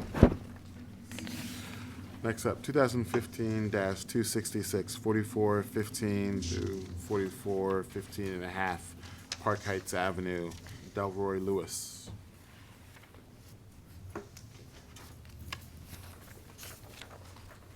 Good afternoon. Afternoon, sir. Mr. Lewis, we have this application to construct a new one-story, 3-bay garage other than accessory for the storage, repair, and servicing of motor vehicles not over 1.5 ton capacity, not including body work, painting, or engine rebuilding. Is that correct? Yes, sir. All right. Would you raise your hand, your right hand to be sworn, please? Do you swear or affirm the testimony that you're about to give in this hearing will be the truth, the whole truth, and nothing but the truth? Yeah. Do we have staff reports? Yes, first we have a letter from the Park Heights Renaissance. They write, on behalf of Park Heights Renaissance and the over 30,000 residents we currently represent, I would like to take this opportunity to ask that the board postpone appeal case BMZ 2015-00266 and conduct a further review of this project. Since being noted of this matter on the zoning docket, the association has received numerous complaints from residents about the use of this parcel as an auto repair shop. Currently, Park Heights is inundated with auto repair and car sales facilities in areas that are detrimental to the health and enjoyment of residents who live in the many great neighborhoods within Park Heights. Through the implementation of the Park Heights Master Plan, the community is beginning to experience a renaissance in its neighborhoods that will allow for the highest and best uses of parcels throughout the Master Plan area. It is my belief that the proposed use at 212836 Park Heights Avenue is not the highest and best use for this site and ultimately undermines the intent of the Park Heights Master Plan. Once again, we ask for a postponement of this issue until the community has had ample opportunity to review the plan for the site. And we have planning's report. Thank you. Planning Department reviewed this application, noted that this property is within the Park Heights Urban Renewal Area. There are specific restrictions in the Urban Renewal Plan, specifically with regard to installation, we'll deal with it directly. Automobile accessory stores, including related repair or installation services, are prohibited, and also automobile painting shops are prohibited in the Urban Renewal Area. Therefore, the department recommends that approval of this appeal, if granted, be subject to these conditions, in addition to any conditions which the board may establish. There will be no painting of motor vehicles or repair, sales, and installation of automobile accessories on the premises. There will be no parking, staging, or storing of vehicles on public rights-of-way. There will be no parking or storage of unlicensed vehicles on the property. All work must be performed indoors. All materials, parts, and equipment related to the use will be stored indoors. The area used for temporary storing of vehicles will be adequately screened by an opaque fence or wall. The replacement structure and its surrounding area, lot area, will be designed and constructed according to plans that meet the standards of the Park Heights Urban Renewal Plan. And if a dumpster is used to collect waste and trash related to the use, the dumpster will be placed either inside the existing building or the proposed building, or within a masonry enclosure having a solid lockable wooden gate. Thank you. Thank you, Mr. French. Okay, Mr. Lewis, do you accept those conditions offered by the planning department? Yeah, with the exception of recommendation 1, I'm not like to be clarified in terms of automobile accessories. Okay. Mr. French?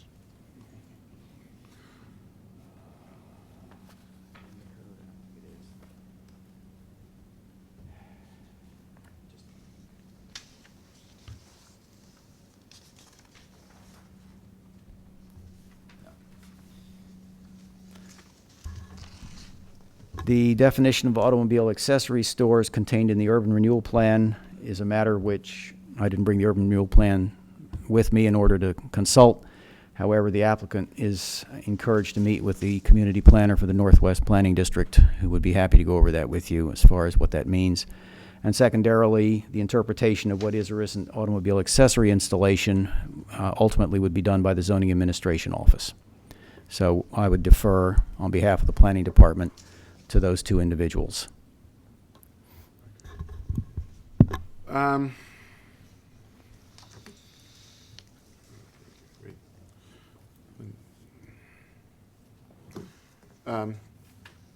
Mr. Henry, are you familiar enough with Mr. Veal's operation to offer any general examples of what they regard as accessories? I would anticipate that auto accessory store is more akin to something like a Pep Boys. I suspect if he were to install the accessory here, the accessory there, he probably will not qualify because it's not the principal use of the property.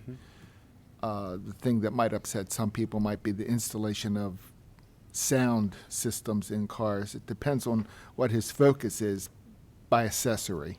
Okay. All right. Does that clarify things a little bit for you? Yeah, if my understanding is what the accessory means in today's vehicle, then that ruled like 20% of my business because I'm also an auto electrical facility, which do install radios and remote starters and stuff like that. So I'm wondering if that's considered, well, that in automotive industry is considered an accessory. Accessory is stuff that you put on your car that doesn't come with the manufacturer. Okay. But we want for the provider. So the I guess the issue that I'm seeing is that this is coming up in the context of compliance with the urban renewal plan for the district that you're located in.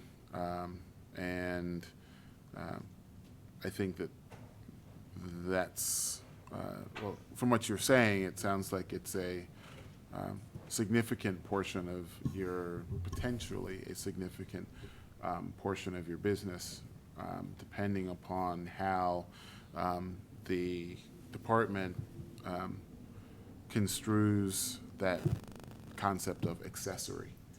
I also take note of the fact that there's been a request for a postponement by the community association.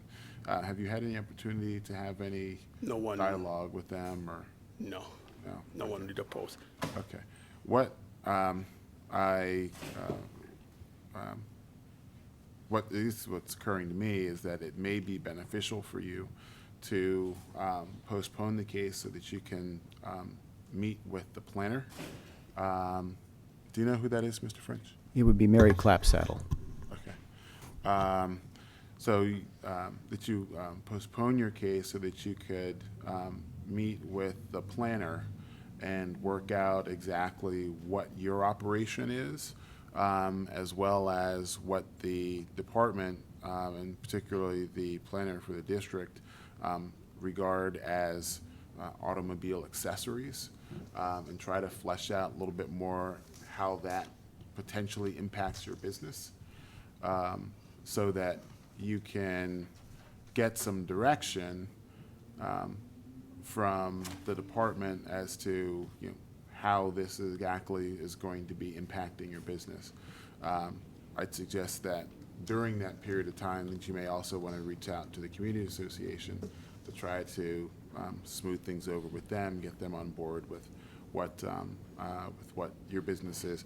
I mean, as I see from the record here, you had a case, an initial case going back to 2000. So I think that from the letter from the community association, it sounds like they were talking about a number of more recently arrived shops to the area that that they may be complaining about, as opposed to someone who's been there for 15, 16 16 years. years as you have been. Yeah. So I think that you probably have built up some goodwill during that period of time. Well, my understanding from what I'm doing is based on the ordinance that was given to me in 2000.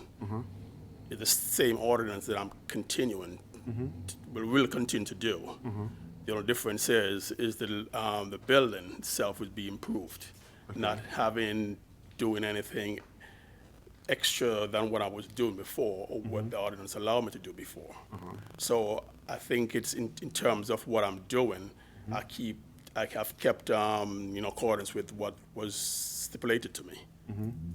But I'm trying to figure out what the difference is would be in erecting a new facility. And what I'm suggesting is that you flesh that out a little bit more with the department. If what I'm understanding you to say is correct, what you're saying is that that when you first opened up in 2000, you were given the ordinance and everything was signed off on at that point in time as far as not running afoul of the urban renewal ordinance. And so now the question is there any, is that still the case? Yeah, also. And I think that by meeting with the planner, you would be able to get some direction from her on that point. I mean, you've been in business now for 15 years. I can imagine that to a large extent, your business probably is the same, but maybe there are also some other things as motor vehicle trends have changed, as vehicles have changed, as people have gotten more things in their vehicles, your business then has changed as well during that time. So I think that it would be useful for you to meet with them so that you can make sure that that everything that you're planning on doing is still in compliance with the urban renewal ordinance and that you don't have any issue with them. I think the last situation that you would want to be in is that you get some violation notice and you find out after the fact that you've got a problem as opposed to dealing with it ahead of time. I was also granted, because I've been here before in 2005, trying to get the same thing that I want to try to get done today. Okay. I think that the board did approve me then, but financially I couldn't afford to do it then. Okay. So I come back, 10 years or 5 years after. 10 years, right, 10 yeah. years after. And I think that depending upon what the planner's schedule is, we meet every other Tuesday. If you're able to get the meeting accomplished soon enough, and Mr. Henry, do you have any idea as far as what our docket looks like for our next meeting? Walk-in people are scheduling for October 20th. Okay. Anything could be squeezed in. I was gonna say, we can accommodate for that. Yeah, I was gonna say, depending upon how soon you're able to get everything dealt with, we probably could be able to squeeze you into our next meeting, which would be in 2 weeks. So where did I go from here? You would contact the planner, and you wouldn't happen to have a number. I can give you the general planning department number, which I can give you. Okay. I don't have her number, specifically her direct line, but if you call and ask for her, they will put you into her line. Okay, so were you to postpone, you can just go down to the end of the desk, get the planning department number from Mr. French as well as the planner's name, and then call her up in the morning and say, this is what I've got. I'd like to sit down, meet with you, discuss it, make sure that we've got no issues as far as the urban renewal ordinance. And then, depending upon what her schedule is, I'm sure that she'd be able to fit you in a reasonable amount of time. Thank you. Okay, all right. Thanks. All right, 2015-266, 4415 through 4415 and a half, Park Heights Avenue is postponed. Next, 2015-268, 3301 Piedmont Avenue, Roland and Shannon Smith.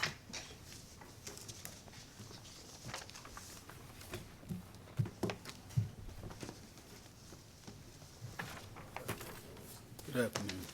Afternoon.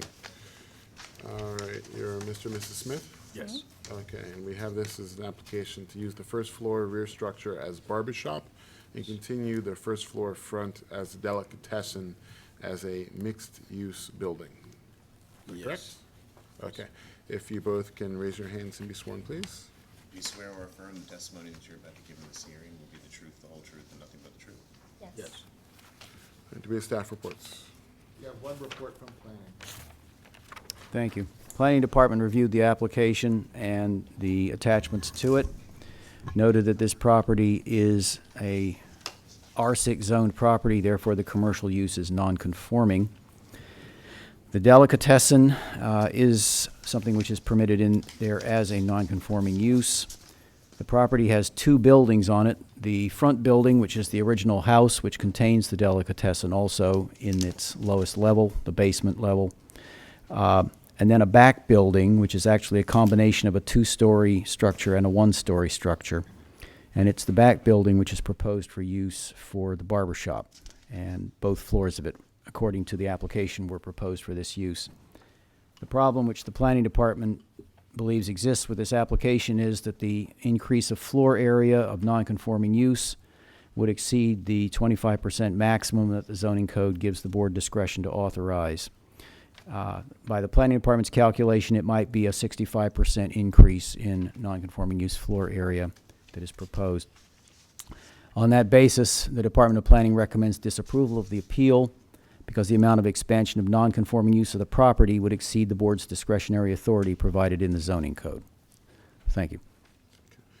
Mr. French, can you walk me through that analysis again? I got it as far as the delicatessens in the front. Right. Portion. The front building, we used sort of a gross based upon the outside dimensions of the buildings without taking into account the thickness of walls. The front building measures approximately 14 feet by 58 feet. Okay. The rear building structure measures approximately 14 feet by 42 feet, 14 feet being the width of the lot. This is a street corner lot, so each of the non-conforming uses actually has its frontage on the side street, which I'm looking for the name of, Hilton Street. Therefore, if the delicatessen grocery store was using only the basement of the front building, it's got a specific floor area, which, looking for our calculation here, would be approximately 725 square feet based upon the 14 by 58 dimension. The rear building, first floor at least, would have an approximate floor area, again gross, of 480 square feet, meaning the 14 by 42 dimension. And that would be an increase of 65% of the nonconforming use if that rear building has not previously been authorized for nonconforming use. If this would be the first nonconforming use being made of that building. Okay. All right, I got it. All right. Mr. and Mrs. Smith, why don't you tell us about what you have planned for the property, and then also if you can get into what the uses have been of the property over the years, as well as what the current use of the property is as well. Okay, yes, sir. And I want to also submit this for the record, probably you don't have, that's the residence, there's a couple of the letters of support, and then 108 signatures of the community residents in that area of support as well on the petition. And what it is, we purchased in 2008, basically the property, and we went through the zoning process at that time for the lower level of the property. We actually receive inspections even up to this date, all our current inspections on the refrigeration that we use those two buildings in the back as storage. It was all part of the ground use of the deli. So we store all the products due to the way that the health department wanted things separated and stored. We use those for storage. However, the, up the street, doing with the riots, we do a lot of beautification of the neighborhoods. I mean, Hanlon Park's aware of what we did. They actually have given us citations for some of the things we've done. The barbershop in the neighborhood up the street, Mr. Colson passed away, been there almost 50 years. So some of the community residents, being that I was a barber before and we do have the other building, it was either, okay, we don't need all the storage. We already have so we thought for the entire ground usage, we've been here before, from front to end, 150 square feet. I mean, it's 3301 Piedmont. It's under our impression that, like even with the planning officers, there was nothing to support that we didn't have the use. The health department asked us to place refrigeration so that they can come and inspect additional, so we use that as storage. And it is being inspected regularly. However, we looked at that building as an opportunity to, since we had the commercial use for the ground level, even though that's a 2-level building, the only thing that we thought was being added was the fact that it was a 2-level building, that we would be dealing with the 17 by 13 additional second floor. So, I mean, if it's anything that we are not in compliance with, we try to do everything. All the licensing is correct. You know, the property, we trying to work in the community. Across the street from us, during the riots, there was a liquor store. They burnt it totally to the ground. It doesn't exist there anymore.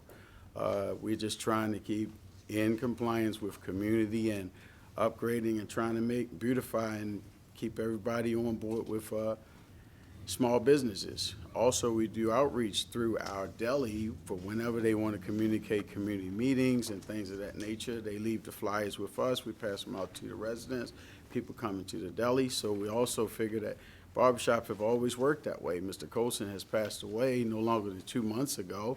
His place is closed. Nobody's getting communication from the barbershops. We just want to take advantage of that opportunity with that. So, you know, we already had the place. We was just trying to see if we can conform the use to that part of the property. I just want to further add, it's not, he's saying storage, but the actual proposed barber we used for storage, that was more for non-perishables, supplies. The second part of that is used more for commercial refrigeration, freezer, the refrigerants, and all of the elements that are essential for us to transport food, the larger storage area for some of the larger unit things that we need, boxes of supplies. So we use them the entire time, the ground level, for the deli purposes. Okay. And our understanding is that we had the ground level. When you're for- talking yeah. about the ground level, you're talking about the entire first floor of the building, including the, as Mr. Friend said, there's really 2 structures. There's the front structure and then there's the rear structure. And what you're talking about having used for storage was that rear structure. Right. And so the rear structure is being used as storage to support the deli use that's in the front. Correct. Yeah, and that's been ongoing. The only thing separates it is, if you look at the actual long has that pictures, been? it's a yard. It's been since 2009. 2009 that we opened. August 2009.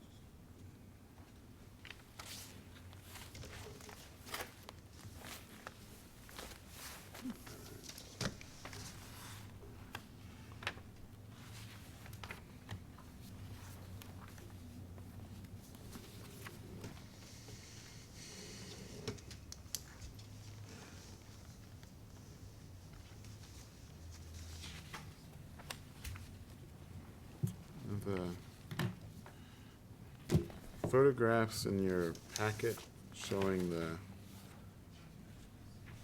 barber shop, Yeah, how it would look, actually, you know, nicely done. this isn't what the actual, like, I'm not looking at what it actually looks like now, right? Yeah, well, it actually does. It was already, all we did was paint in, made sure we had railings for safety, but that was the only thing, when we were storing only boxes in that location. So it was like, we got a full place here. When we purchased, they were saying carriage house. We were like, what's a carriage house? So we just call it carriage house storage. And in the back is refrigeration storage. But when the health department comes, they go back into storages to check everything and sign off on us, along with it's all part of the deli. Okay, so all these photos of a barber shop, that's what it actually looks like right now? Yes, yes. Okay, and how long's it been like that? Probably about 4 months, something like that, since Mr. Colson passed away just before the riots and all. He's been Okay, gone 2 so this is months. all work that you've just done? Yeah, all cosmetic painting for the and most part, and then the cosmetic, yeah. railings for the thought process of just meeting codes. So, but mainly all cosmetics.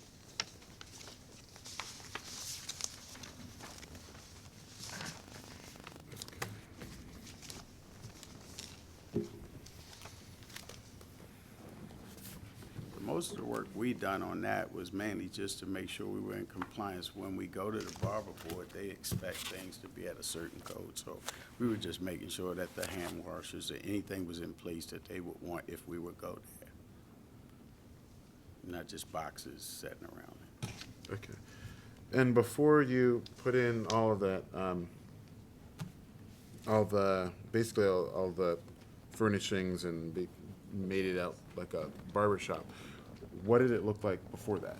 So I just had racks, tall racks. I mean, if you can imagine what a kitchen would be, with all of the supplies, unlimited, all the different varying containerage, all the different variant. It's a cool area so we can house condiments. I'm being very limited in what it is, but it's really an expansion of the things that the deli can afford to hold and function within, the space limitation with the employees and, your actual patrons. So for the most part, it was just, we had stacks of that. We had linens and platter boxes, and every container boxes are huge. So in managing that, we had to use both levels because it was essential for us to have a really good flow process. And to see clearly, we're a small business, so we don't have a trumped up staff of everybody who can do your ordering. So we need to really see clearly what it is we need and don't need, so forth and so on. And because we work with a lot of youth, sometimes we utilize them to help us determine those things. And so, they kind of keep us organized as well. So for the most part, if you can imagine the 4-tier or 5-tier stainless steel with the rubber at the bottom, things and different trays and carts, things. So that's the first line of carts that we would go to. So that's essentially what that would house. And then the backside is a little bit more messy. So in terms of the things that that could bear, it's a cement area, so it could bear a little bit more rough house things that to be held in their grills or other large equipment as well. Yeah, that's in the Okay. All right, any questions? Yeah. Thank you. Yes.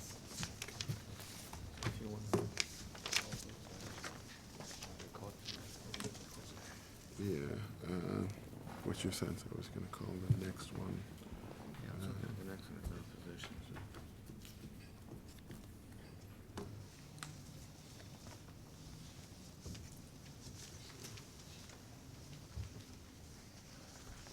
Is this one in? Yeah, whatever you want. 276, okay, all right. We're gonna jump here, 2015-276, 873 through 75, 877 through 89, Holland Street, 890 and 892 Boyd Street, AB Associates, care of Nate Prettle.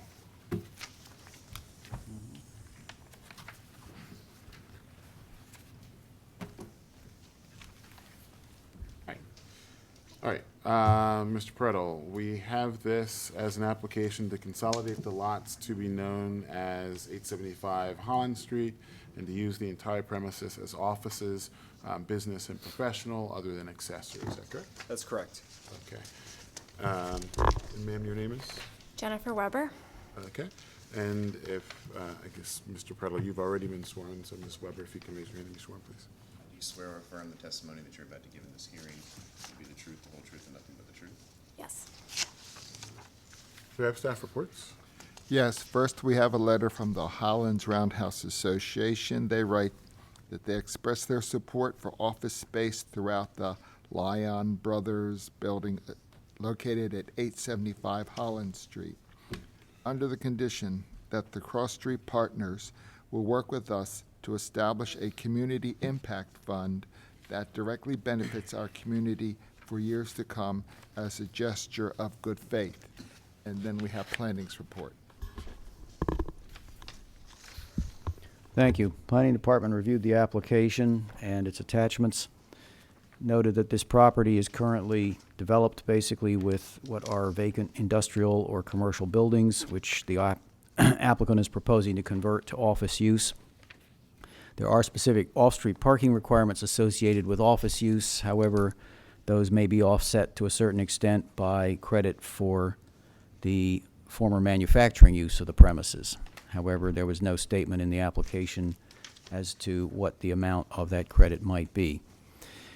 The application also indicated that there would be off-site, off-street parking provided, and the department notes that the parking lot or parking lots that would be proposed should be reviewed by the department to assure that they are sufficient and are in fact providing a sufficient number of parking spaces according to the board's order when it is given.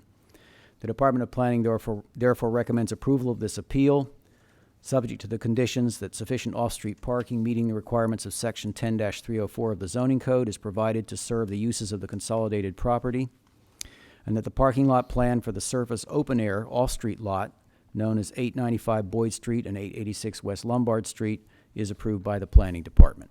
Thank you. Thank you.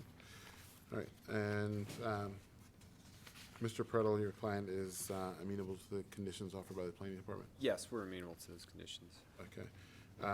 And I understand that there was some information about a parking lot that the property owner has access to satisfy parking. Sure, I'll briefly go over the party. Again, a description, this is a historic Lyon Brothers building in West Baltimore. Jen Weber's here from Cross Street Partners, the developer. The plan is to do a historic renovation and use the entire building as office space. At least that's what our application is.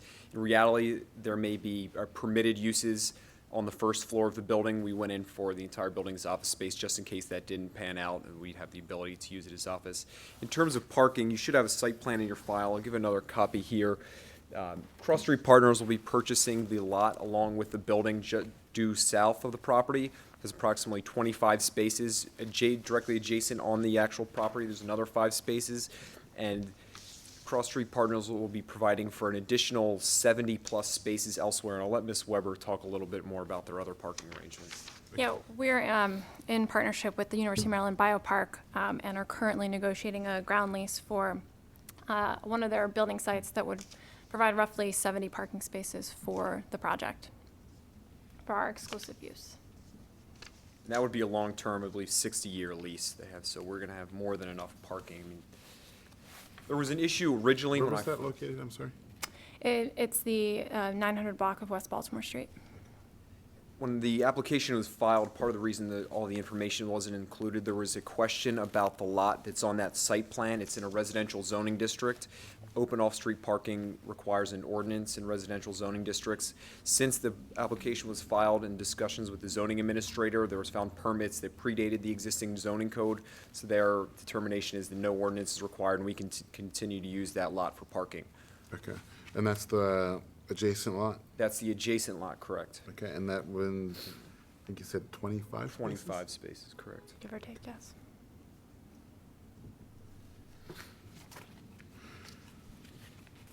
All right. Any questions? No. No? Okay, great, thank you very much. Good luck. Thank you.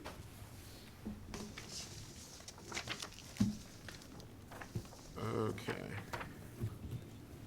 We're gonna take a 15-minute break, and we'll reconvene at 4:07.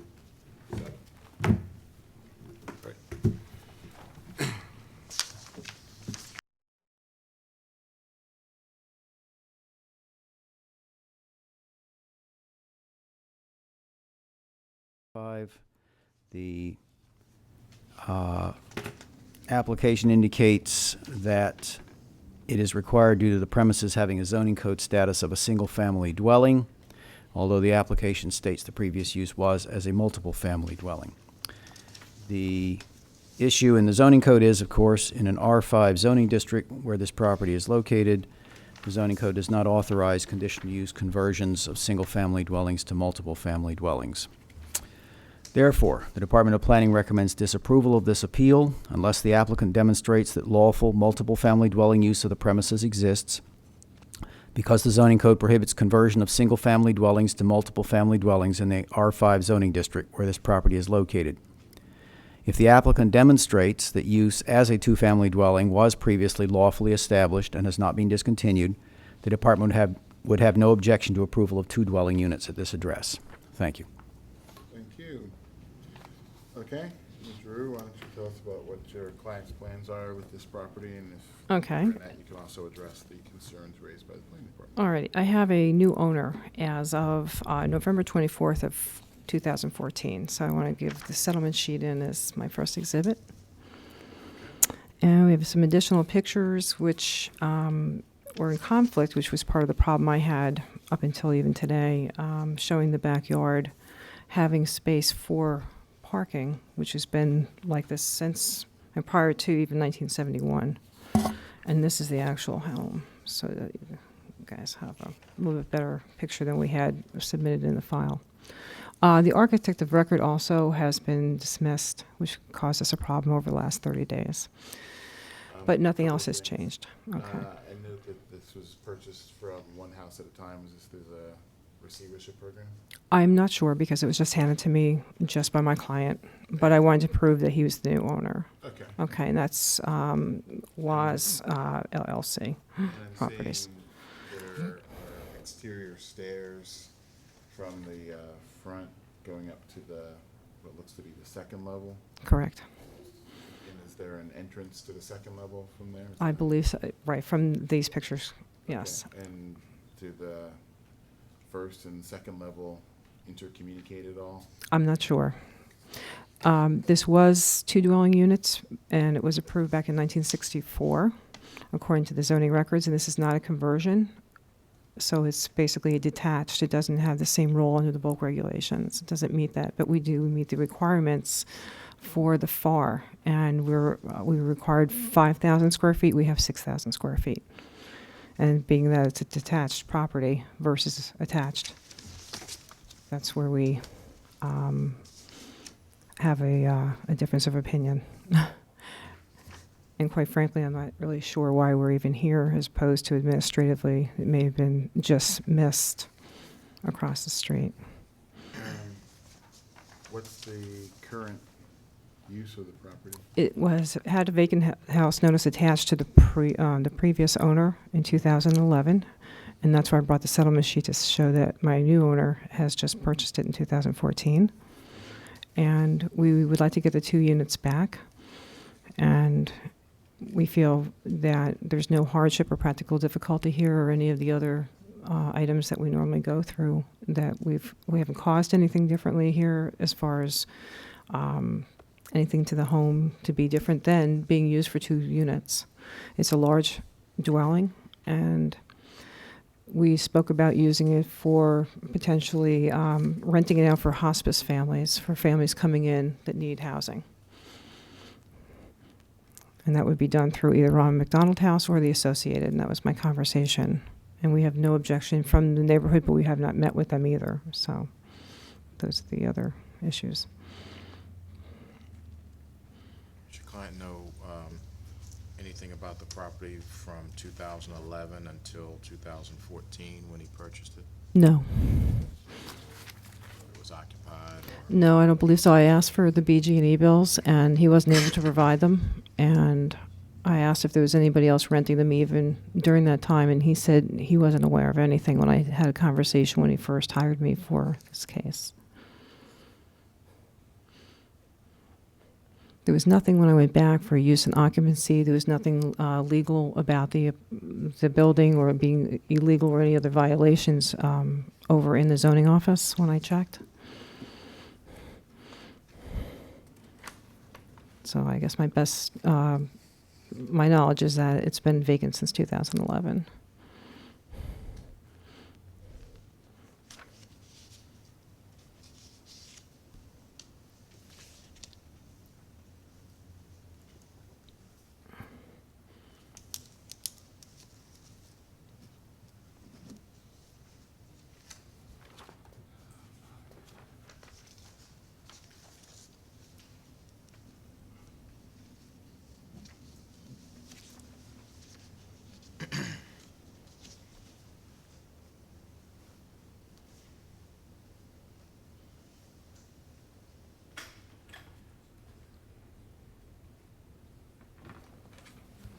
And we're asking for a waiver of the parking because prior to 1971, it was legally the 2 units.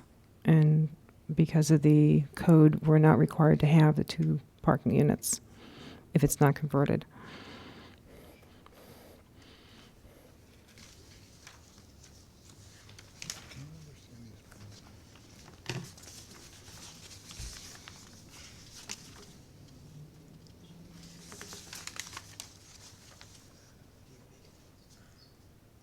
So are you suggesting that the abandonment is not an issue in this case? I think the abandonment doesn't apply because my client wasn't the owner back in 2011. And I'm not saying that the abandonment, I don't know how that it's weighed in on the situation, but it's definitely not a conversion because of the detached dwelling unit versus attached unit, which has a different definition in the zoning code. Otherwise, in R5, I wouldn't be able to ask for that if it was attached.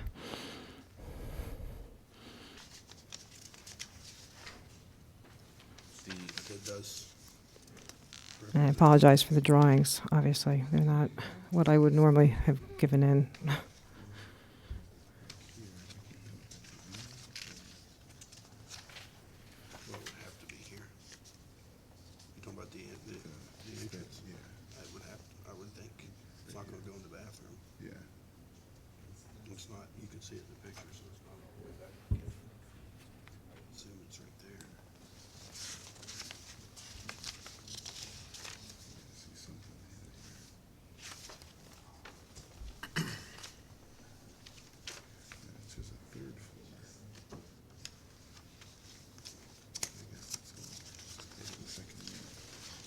The third floor, is that part of the second unit? I believe the first and second floors were separate, and that, yeah. Okay. Yeah, because there's such bad drawings. It's got 3 bedrooms, and then, yeah, that's gotta be it. It's sort of like an upside-down house. Yeah, It's got it's a little bedrooms different and a than kitchen, the norm. and then the den and the living room. That's what I thought. Den and the living room are on the top floor.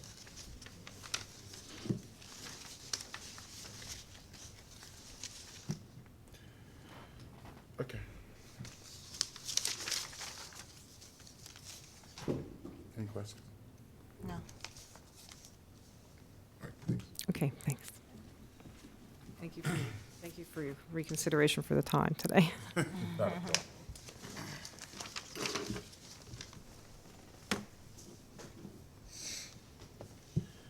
All right. Thanks. 2015-270, 4829 Bel Air Road, William Hobson.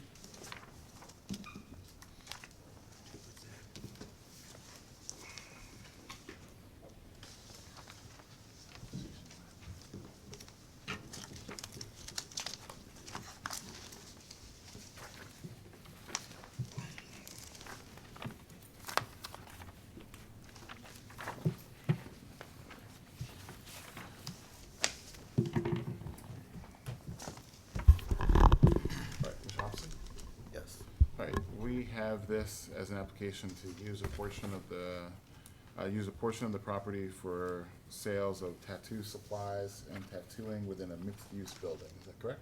Yes. Okay. For all those giving testimony, raise their hands and be sworn, please. Do you swear or affirm the testimony that you're about to give in this hearing will be the truth, the whole truth, and nothing but the truth? Yes, I do. I do. We have staff reports. Yes. First, we have a letter from the Frankfurt Improvement Association. They write that we have yet to hear from this business and will not support this business without knowledge of how they benefit our community. At this time, a tattoo business is not high on our list to bringing improvement to our community. The association and its officers and board voted no on the acceptance of this establishment. Then we have a letter from a larger umbrella association, Harbell Community Association. They write that in 2011, an Urban Land Institute Technical Assistance panel examined the Bel Air Road commercial corridor. They add that in 2013, the Wildman Financial Services completed a study. The study indicated that conservatively, $37 million of retail spending could be recaptured on the corridor if it was revitalized. The survey of spending on Blair Road and people who frequented the corridor indicated that the following retail services were in demand. And then it goes on to list a variety of retail services. But they note that the study did not find any demand for either tattooing or the sales of tattoo supplies, and the establishment of this kind of business on the corridor would would retard its revitalization. All of the aforementioned reasons, therefore, Harbell and the Garden Bel Air Community Road Business Association oppose the appeal. We have a letter from Councilman Brandon Scott. I am writing you in opposition of the appeal.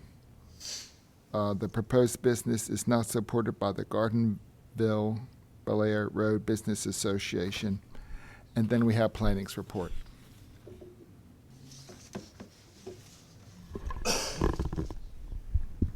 Thank you. Planning Department reviewed the application, noted that this property is in a B2 zoning district in which the tattoo parlors are not listed as a permitted or conditional use.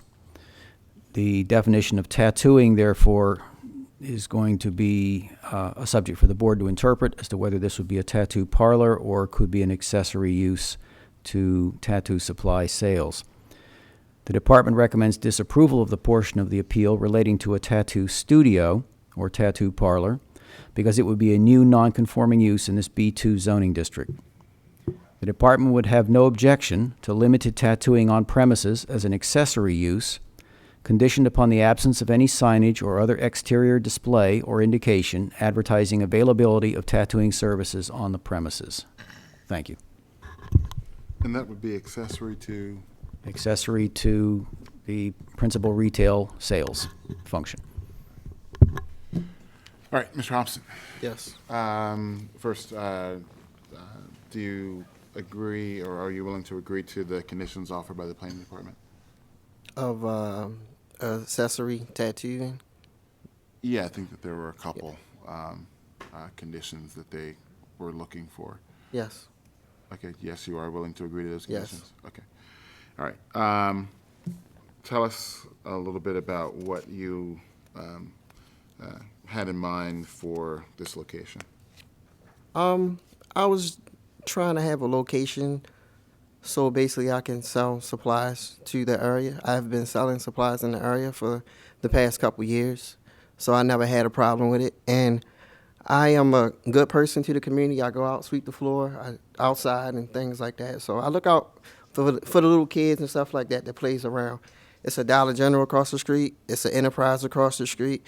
It's a lot of big businesses across the street. It's a liquor store down the street. I don't understand why my business would interfere with anything else that's going on in the area, because it's been there for years, basically. Okay. And your current operation, give me a little bit more detail as far as what that is and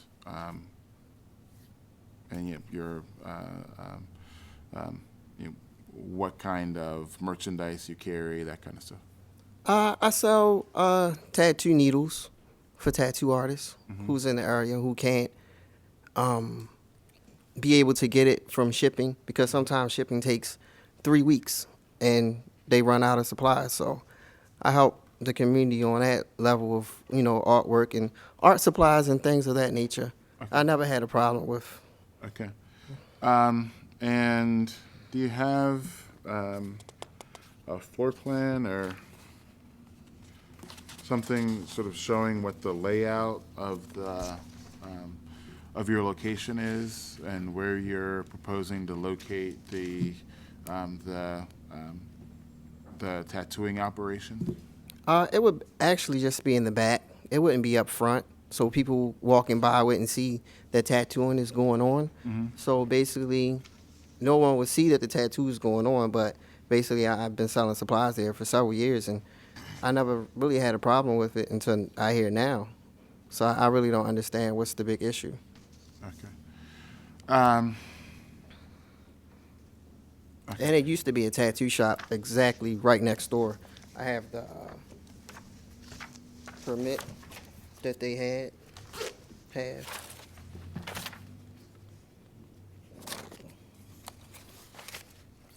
This is the license. That was exactly next door, and they just opened up a meth clinic directly next door to my establishment now, and they have a roofing company. So it's a single family storefront. It's not connected to anything else. So it's not like I would bother anyone or anything like that from noise problems or anything like that. Okay. And just to go over the definition of accessory in the code, it says accessory use or accessory structure. Here would be accessory use. It means the use, respectively, that 1, serves and customarily is incidental and subordinate to the principal use. 2, is subordinate in area, extent, or purpose to the principal use. 3, contributes to the comfort, convenience, or necessity of occupants, business, or industry in the principal use or structure served. And except in a planned unit development, which this isn't, is located on the same lot as the principal use or structure served. So your this were to be accessory, it would have to be smaller in square footage than the rest of your operation. You would have to be a smaller portion of your business than the retail portion. Yes. And it would have to be related to the retail portion. So so not like if you switch to running a beauty salon and then also have accessory tattoos, just because the two don't really go together. But just wanted to play that out there. Okay. Was there anything further? No. Okay. Sir. Mr. Henry read a good portion of my letter into the record, so there's really not much I can add except a coalition of partners, including Harbell, BDC, Baltimore, Greater Baltimore Committee, Baltimore County Planning, and Baltimore Planning, have been working on the revitalization of Bel Air Road since the Urban Land Institute's Technical Assistance Panel in 2011. The study Mr. Henry referenced was funds for it were raised by Harbell, the Gardenville Bel Air Road Business Association, in the city, because it was the primary recommendation of the Urban Land Institute's CAP that a market study be done. And again, that market study did not indicate any demand for this type of retail in the corridor. And it's generally felt that the type of retail and the tattoo business itself would serve to retard the current ongoing revitalization. Okay. Can I say something? Was there anything further No. to like that? Okay. Yes, sir. Tattooing is one of the most growing business in the United States right now. So I really don't understand what they're talking about, because it's really getting popular. First, it was underground. A lot of people didn't know anything about it, but now actually it's growing. And I believe that it's a good thing for me to be in the area to help people to show them the way, how things supposed to be done, because they have a lot of people out here who don't know what they're doing. And I worked at 4 tattoo shops. I have experience. I did apprenticeship, so I know a lot about it. And in fairness to the opposition, I think what their concern is that historically, tattooing operations have not been very reputable operations, either in either in their actual operation and hygienic they've been, or in the or sort of tattooing formerly was popular within certain certain demographics that weren't otherwise desirable to a wider commercial district. To your point, I think that times may have been evolving, and you're seeing in some cases that that tattooing done certain ways can be more mainstream. But I think that it's to the community's interest, and why they're here is to ensure that it's more the latter and not the former. And so, I'm sure that there's no great opposition to a well-run, well-managed, successful business that presents the commercial area in the best possible light and draws many different customers to the area, and that all the businesses then benefit from. But I think what they're concerned about is the possibility that with some tattooing operations that may not be the case. So I hear your point. But that's why they're here. Anyways, was there anything further that you had to add? They just opened up a meth clinic next door. Well, I think that there are a couple of things. If that's not going to bring the community, you would think that would bring the community down, actually. That drug treatment facilities are protected under federal law as healthcare, under the Federal Disabilities Act. So there are protections that exist with regard to drug treatment that maybe people might object to drug treatment being located there, but there are federal laws saying that it can be and that those can't be opposed. Tattooing doesn't enjoy similar federal law protection.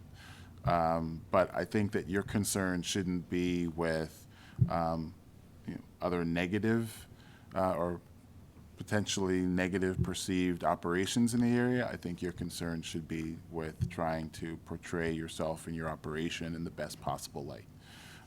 People are concerned about things that locating in their community. They're well-founded. They have a right to be concerned about it. And so your job is to respond to those concerns and try to make your operation seem as the least of anyone's worries. So keep your focus there. Question, I probably missed this, and it may have already been asked and answered. Excuse me, but what's your principal retail operation? What do you mean? I think you said selling art and supplies, tattoo supplies. Yes, that's the principal. Yes. Operation. Yes. Okay, I thought I heard that, but I wasn't sure. Okay. Any other questions? Anything further? All right. Thanks. Thank you.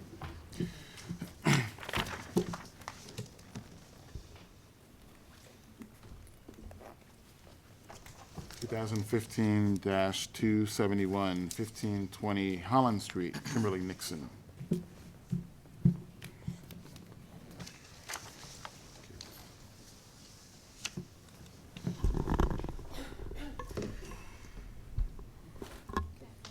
Afternoon.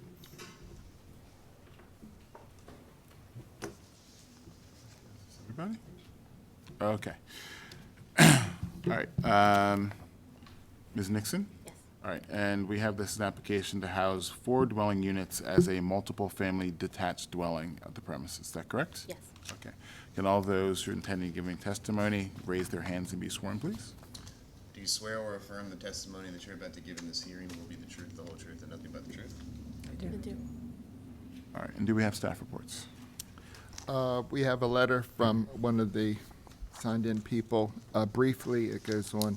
This letter is submitted to articulate our opposition as immediate adjacent neighbors to the Kimberly D. Nixon application for a use permit in the above referenced case under Section 3-305, conversion of single or two-family dwellings.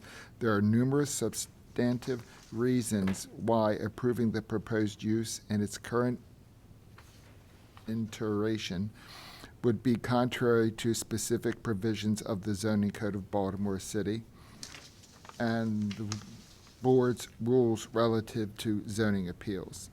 The reasons are primarily, number one, the appellant has not complied with the numerous procedures outlined in the BMZA's rules relative to zoning appeals, general rules, and the zoning code, that no sufficient off-street parking plan has been submitted, that primary and secondary modes of egress are unclear, and that there is pending litigation against the current property owners for damage to our adjacent property.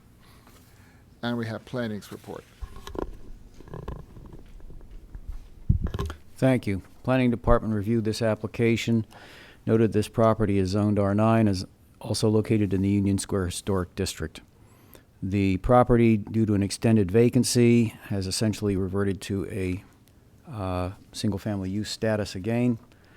However, the fact that the previous use was for more units than is applied for now, previously authorized use is for more units than is applied for now, may establish the fact that this property may not require either a variance of lot area, off-street parking, etc.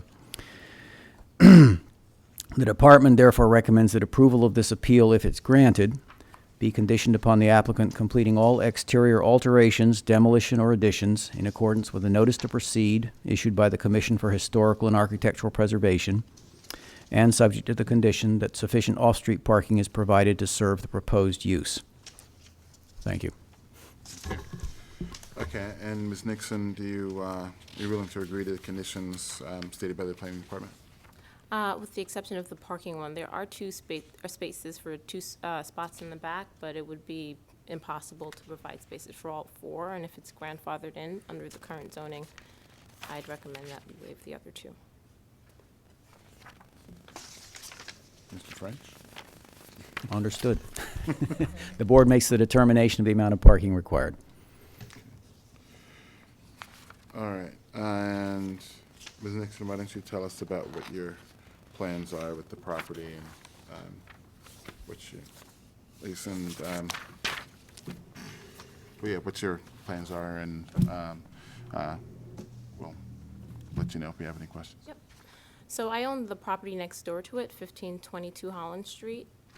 This property has been a nightmare for years, for the 10 years that I've owned the property adjacent. And it's gone through several various owners. The owners right now, they are wonderful people that just got in over their heads. And under their ownership, I've dealt with rat nests in the yard, fecal matter in the yard next to mine, just about everything that you can imagine. Break-ins, homeless people, break-ins in my house, people coming over the fence or the lack thereof. So I've been looking at this property for a long time as kind of a dream project adjacent to my house. I contacted the owners and asked them if they needed help or if they were ready to get out. They've gone through several rounds of almost having purchases with other folks. I recognize that this is a humongous undertaking, and with their blessing, they've given me the opportunity to come here and do a lot of due diligence before purchasing this property. So I am really interested to hear what the community's opposition is, because those will all weigh very heavily into my decision of whether or not I can even purchase this thing. Okay. I guess you folks never spoke these are my neighbor, I mean, I know them. Biff and I spoke, or at least he came to see 1522. I mean today. No, not today. And I don't think there's any ill will between us. We've been neighbors and good friends for a long time. I think everyone has legitimate concerns about the neighborhood and what will happen at the property.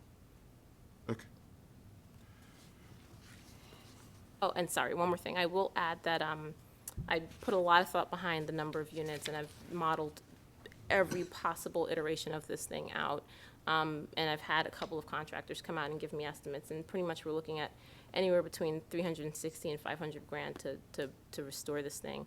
And there's just no possible way that it's financially feasible with less than 3 units, and even 3 units is really like not really feasible. Okay. All right. And with that, should we turn to your opposition? Sure, please. Okay. Good afternoon.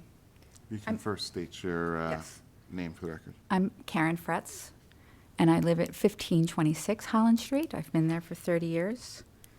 My husband and I bought that house 30 years ago, raised our daughter there, and I was president of the Neighborhood Association for 2 years. I was vice president. I've been on the board of the Southern District Police, so I've been involved.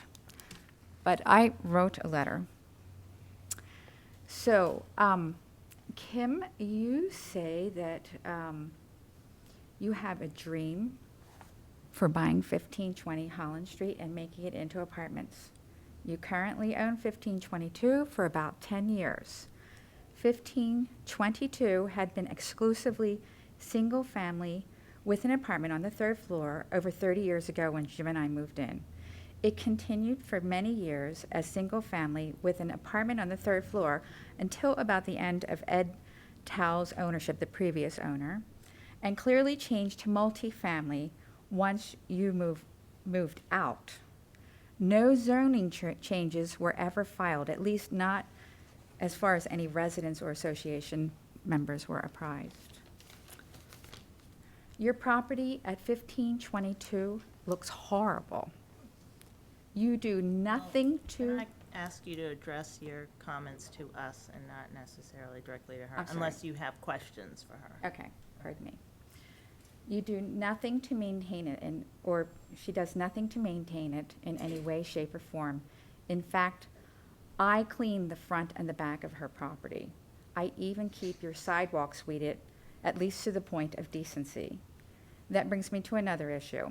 Your tenants have 0 trash receptacles. Address your comments to the None. board, please. They have they had a shoddy-looking plastic can with no lid and a hole in the bottom of it for a short time, which did nothing to keep the alley clean, but even that is gone now. For the record, only the tenant on the 1st floor had access to it anyhow, not the people living above the 1st floor. So what have the tenants been doing for years? They walk around the corner and they dump their trash behind other people's properties, particularly the Prado residents, or wherever they think they can put it, in the park or somebody else's house, wherever. The bags are mounded all the time, every day of the week. And guess what? The trash men and I get to clean it up. And I get to go out and buy rat poison because our properties have become so rat infested. That problem is just one of many. There have been some questionable tenants there, loud music all hours of the night, noisy cars, peeling paint, dried rotted wood, no doorbells, no mailboxes, and you have no letter from the neighborhood association. And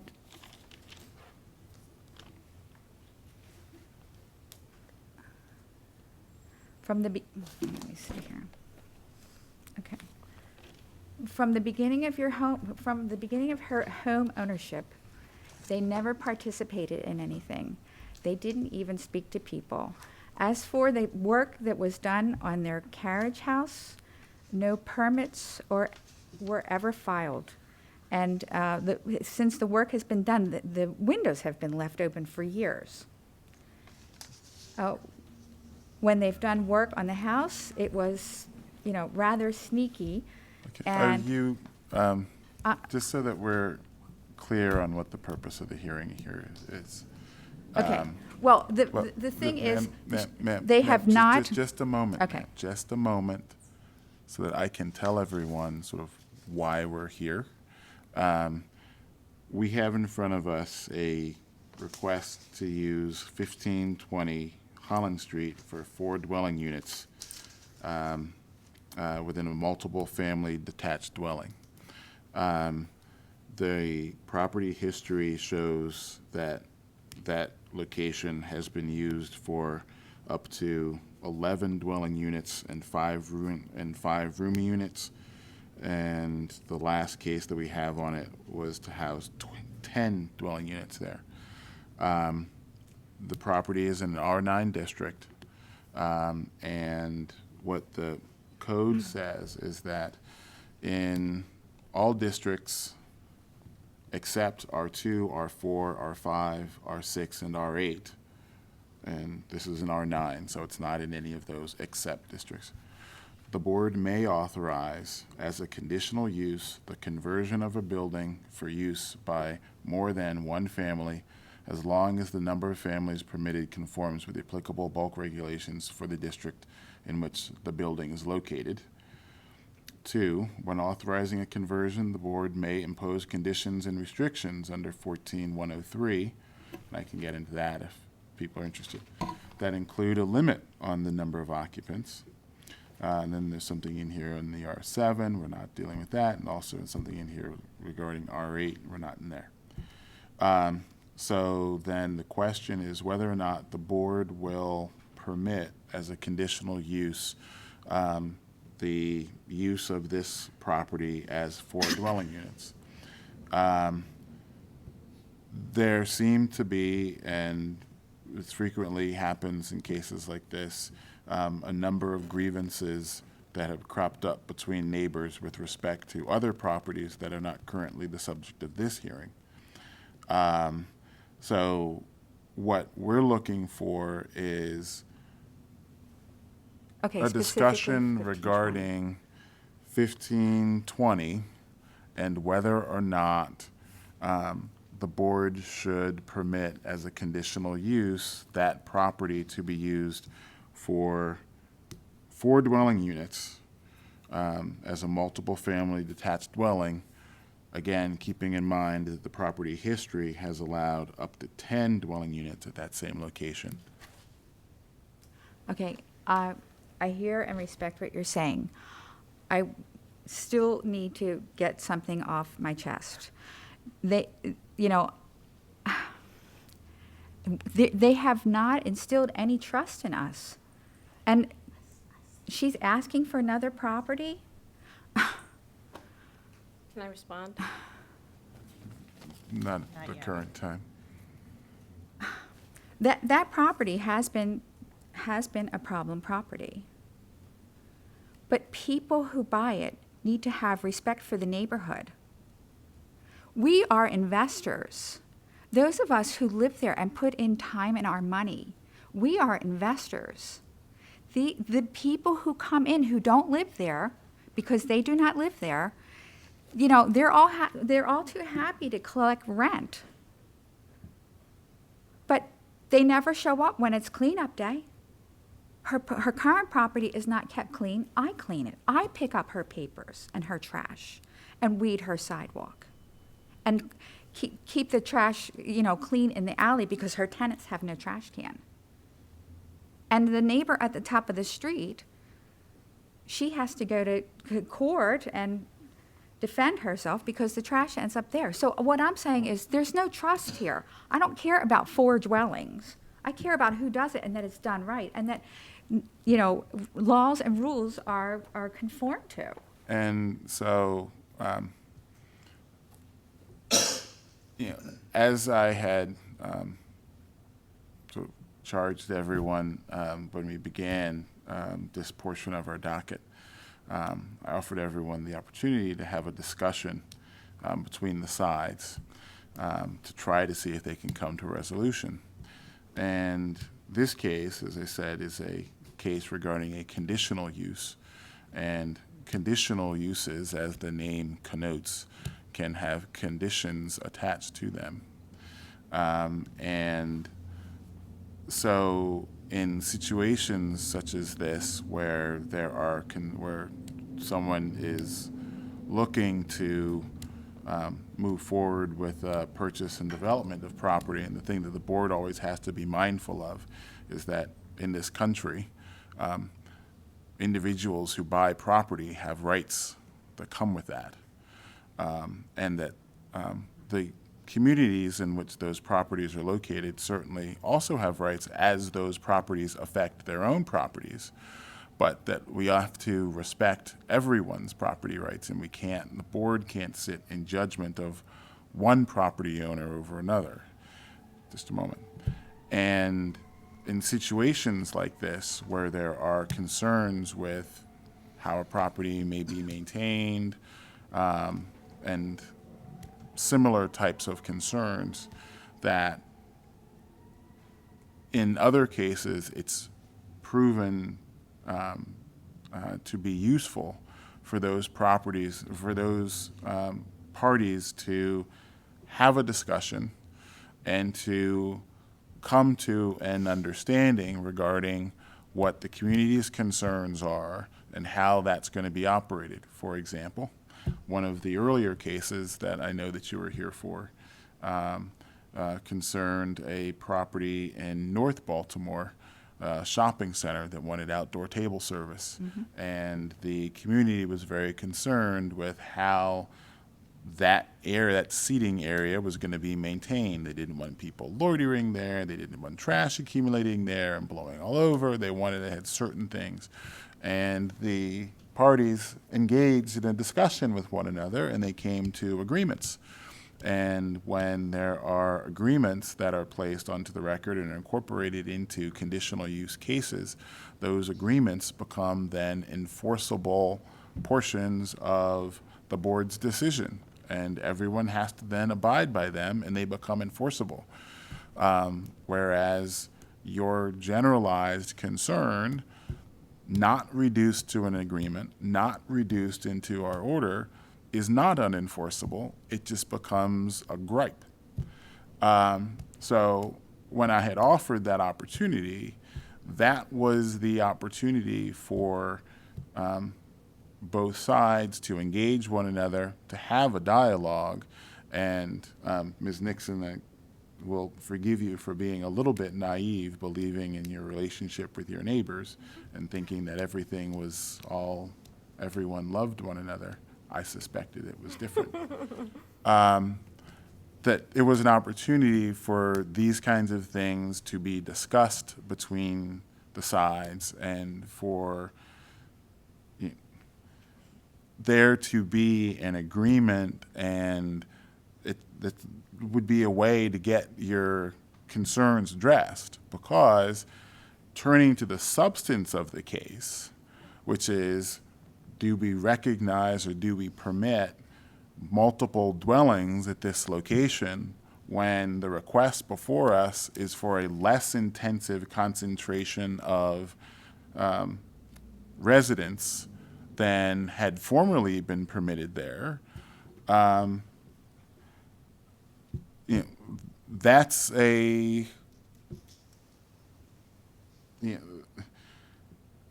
in some respects, an applicant would be in an advantageous situation there.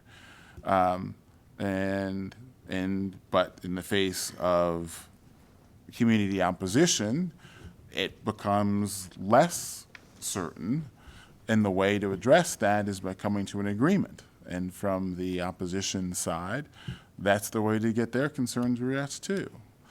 But really what we're looking for is a discussion on the substance of 1520 Holland Street, as opposed to Okay. other locations on Holland Street. Okay, thank you. Sir. Hello.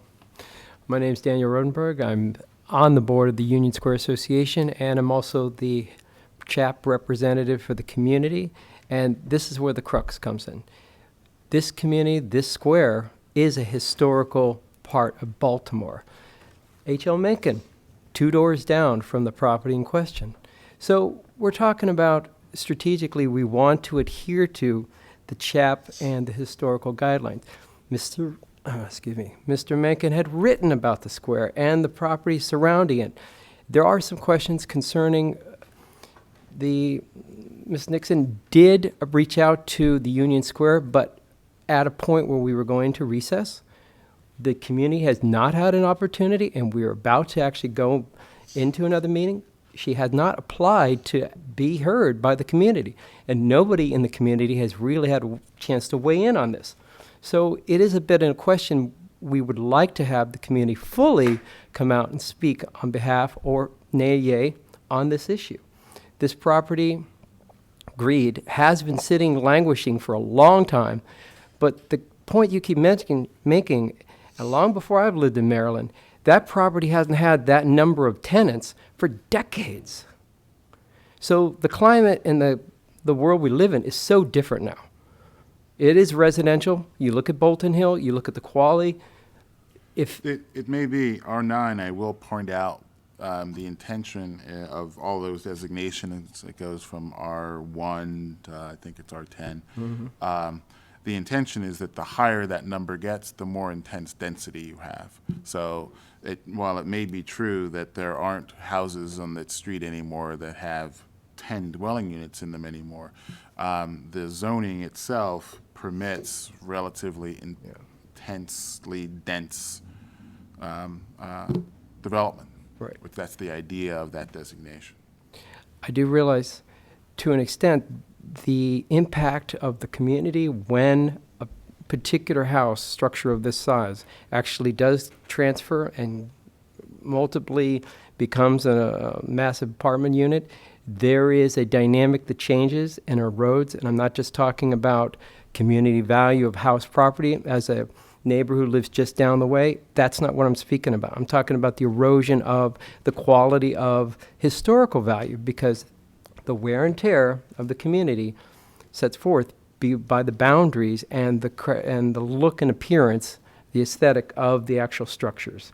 There's more wear and tear, and it deteriorates the actual dynamic of the community. And we're trying to adhere to a certain standard and hold that. We're not trying to say one could not convert, 4 might be a burden. This is a particular unusual structure. It does make for specific adjustments, because it was once a dentist's office too. So, well, we would like to at least have Ms. Nixon at least hold off. If you could delay your decision at this time, the association president of Union Square would like to at least put this before the community. That's all I'm asking. Thank you. Okay. You did not ask to be on the docket. I would have liked, I know, Second. not to So, speak to her, but, So the property, I'm sorry, is it my turn? I didn't know if. excuse me, Conclude. I'll conclude. Okay. Thank you. All right. And I said at the beginning, we weren't going to be going back and forth and back and forth, so if we can hear from the next person in opposition. Though I will interject. There doesn't seem to have been really any kind of meaningful discussion between the sides. And I think that there are issues with respect to both. As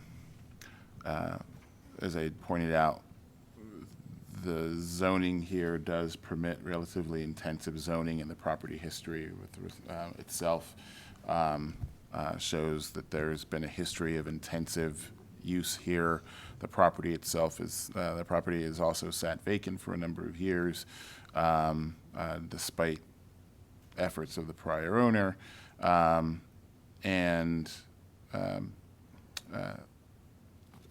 Everyone, I think, certainly wants to see that get addressed. That said, there are some real concerns that have been raised as far as maintenance of the property at 1522.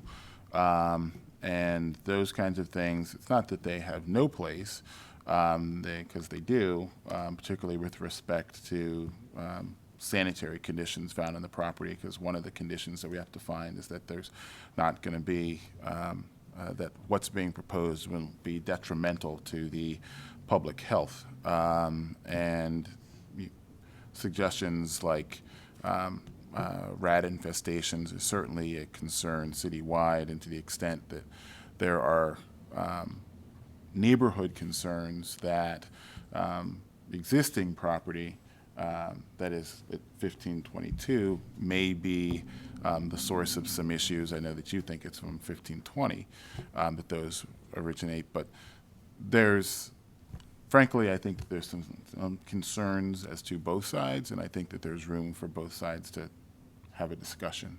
The request has been made that you meet with the community association and try to engage them to get them on board. So I'm going to interject. I'm going to offer the sides another opportunity here, whether or not they want to have a discussion and see if they can get this resolved. And really, the decision is up to you, Ms. Nixon, as the applicant. At this point, I mean, I've been naive once. I'm not going to be naive again, so I'm just going to let you make your ruling based on what you hear today and what I have to say, and keep it moving from there. Okay. Ma'am.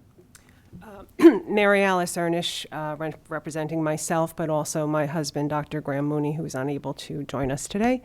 We are the adjacent homeowners located at 1518 Holland Street. We share a party wall with the property known as 1520 Holland Street. I'd like to begin by following up on what your comments, is this adjustable? Yes. Your comments were, Chairman Robinson, regarding. Me? Yes. Washington. What? I'm really sorry. That's okay. I'm really, really sorry. Regarding an open dialogue.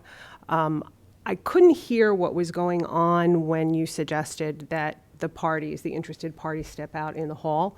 I couldn't hear it. I would have gladly agreed to that, but I couldn't hear it, and I could hear Ms. Thompson's disagreement with that, so I just stay seated. I didn't disagree. You didn't disagree? Okay, I thought I heard that, so I apologize. I would have. She wanted to talk. Well, then I wanted to talk, and it looks like there's been a big miscommunication here. So anyway, I wanted to state for the record that I came here with the hope that we would be able to have an opportunity to talk. My husband and I have reached out to start a dialogue, which has not moved forward as rapidly as we would have liked, but we were hoping this would have been another opportunity to speak. So with that said, one of the questions that I had actually for Mr. French is a clarification in the staff report. And I'd like to start with that. Under the site, you describe the property as a three-story attached residential building measuring approximately 18 feet by 87 feet. Where is the 87 feet from, Mr. French? What document is that drawn from? That's drawn not from any specific document. It's drawn from a licensed aerial photography service, which the city uses, referred to as pictometry. It allows us to make a measurement electronically on an image, and the electronic measurement returned from the front wall of the building using an overhead view to the back wall of the building came out at 87 feet. Whether that is accurate or not really isn't a major issue to us. Well, I would just like to add, how recent was that? Was that recently? That was December of 2014. Okay. The reason I bring this point up is that it is not possible that the depth of this building from front to back measures 87 feet. The entire lot measures 150 feet, which would mean that the proposed parking pad area or the back garden area is 63 feet, which is not, it's not possible. And I have pictures of the back garden that would also prove that. Well, we will happily allow correction. Okay, I just wanted, it was unclear to me. It is an estimation only. I think what this appears to be for me is the primary structure of the building, because there is an addition on this building. There was a primary structure that was built approximately in 1880, and then there is an addition. So I just wanted to be clear that this figure here appears to refer solely to the primary structure and not to the addition, which brings me to the addition. Mr. French, what evidence do we have that the addition was lawfully erected prior to 1971? Planning Department has no evidence of any kind concerning that. Concerning We that, can't okay. comment on that. So you can't comment. So we don't actually know whether the addition was erected lawfully prior to 1971 per subsection 10-203B. Do I understand that correctly? That would be a matter to be researched through the building records of the Department of Housing and Community Development. 'Cause they Right, would but have what to I'm issue saying the is what was permits. presented today from your office does not provide any data or evidence. We do not review those things. Okay. Okay, so I just would like that entered into the record. The next thing that I'm going to turn to is our letter of opposition, and one of our concerns is that there are numerous procedures that are outlined in the BMZA rules relative to zoning appeals, general rules in the zoning code that were not followed, and these appear in the text of our letter. For example, a zoning site plan was not provided. This must include an outline of the lots, the location, dimensions of all property lines, et cetera, use, dimensions, height, location of all existing buildings and improvements on the lot. So we'd like to ask that a postponement at least be considered so that there can be a dialogue and so that the proper documents can all be submitted. It's just a suggestion. You've already stated that you don't want to do that, but our feeling is what we would really hope, we really want to not oppose this is basically our bottom line. We want to not oppose this. We want to find a way to make this a win-win situation for us, for the appellant, for the community, and for the city. But we don't see how this can be done when we don't have all of the required information to fully elucidate the issue. So speaking to that, that's what we would hope for. The other issues that I've outlined in our letter are, I think that the off-street parking plan, I think I learned enough this afternoon about off-street parking that I understand why there wouldn't be the necessity for having 4 parking places, but returning to 2 and the zoning requirements for 2, which if I'm not mistaken are 180 square feet per parking place, is that correct? Plus additional room for aisles and clearance. In the absence of any sort of lot or plot plan, living next door for over a decade, I'm not sure that there's room for all of that for even 2 spaces. So again, we need the drawings and the administrative documentation to make sure that what's being suggested or proposed actually is feasible and will work. The other issue, in looking at the drawings that were available online, they were very, very difficult to see. They're almost illegible, at least the copies that I can see on my computer and I printed out. It's not possible to see the dimensions of some of the rooms. I can't see some of the figures. It's very difficult to follow. And one of our questions was, it's not really clear what the primary and secondary modes of egress and ingress are. On one of the drawings, it appears that there is a second floor rear unit that would be using a side door as a main entrance. So we'd like clarification on that.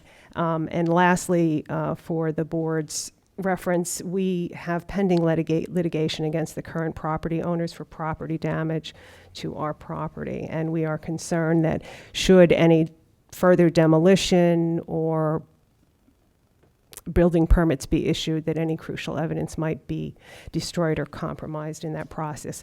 Lastly, I have one comment to make, and it's more, it's addressing the term economic feasibility, which is often a term that's bantered about very often in zoning hearings. And it's a term that should be defined and quantified.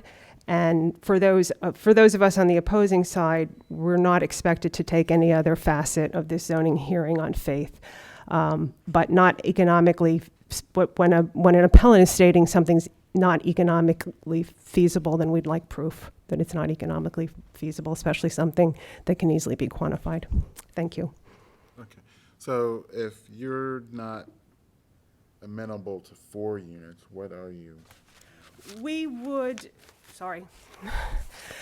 based on the larger conversation, because as I said, it's not, I would say, in fairness, we're the most severely impacted sharing the party wall. And because it is our principal residence, while the appellant's property on the other side is not at this point, it's a rental property. So ours is our principal residence. So we would probably prefer a lesser number, say 3, because that would also make the problem with the ingress and the egress from the side door go away. But again, this is something that I think has to come as part of a larger dialogue. We would, of course, our personal preference would be for less because of the direct impact.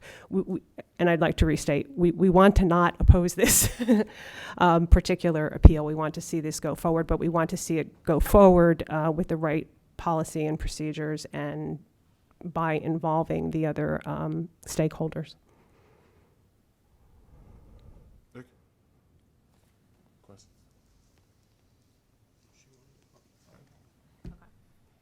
So obviously I could say a lot of things, but I'm going to keep it pretty curt. So in terms of timing for the community association, the property is currently under receivership right now, and it's supposed to be removed from the owners by, I think it was actually by July. I called the city put a stay on it because I told them I need the summer to do due diligence.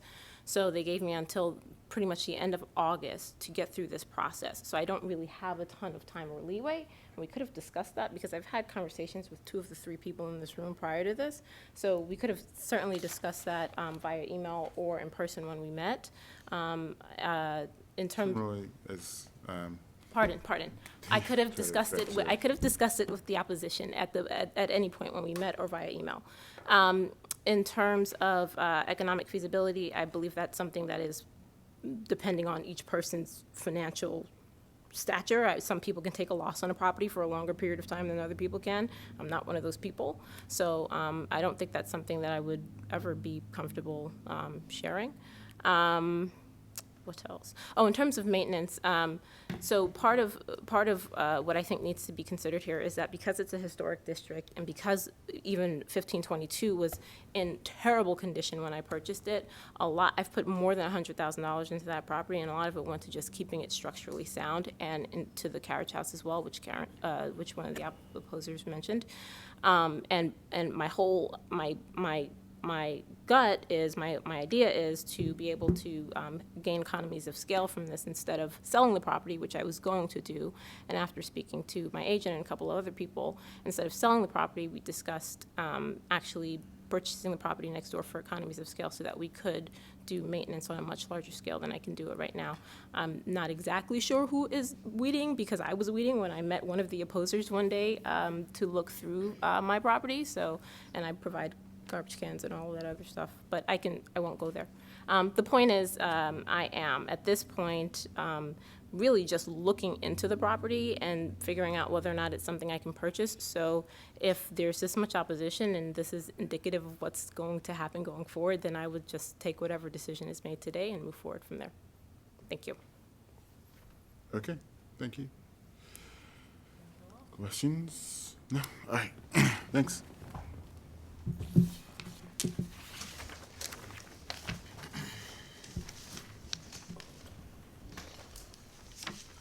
And 2015-275, 828 Holland Street, Umpqua Hog.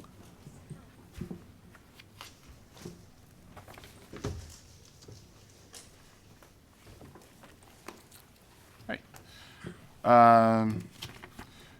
Okay, ma'am, we have this as an application to house 4 dwelling units in the premises? Yes. 4 dwelling units on Holland Street. Okay.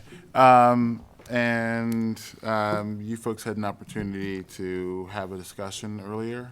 Okay. Any progress made to a resolution? Should we swear in first before we talk? Well, all I'm asking right now is whether or not you were able to accomplish a resolution. Yes, we did speak. My personal opposition to it has been quelled because she answered a lot of the concerns that I had as a resident, so I have no opposition to her application. Okay, well, we can get into that. All right, if all those intending to give testimony can raise their hands and be sworn, please. Do you swear, you raise your hand. Do you swear or affirm that the testimony you're about to give in this hearing will be the truth, the whole truth, and nothing but the truth? Yes. Yes. Okay. Do you have staff reports? We have one report from planning. Thank you. Planning Department reviewed this application, noted this property is also zoned R9, is part of an urban renewal area where the use is not prohibited. The last record of use is authorization as 2 dwelling units, with the 3rd and 4th floors remaining vacant, according to the record that we looked at, based on a certificate of occupancy issued in 1988.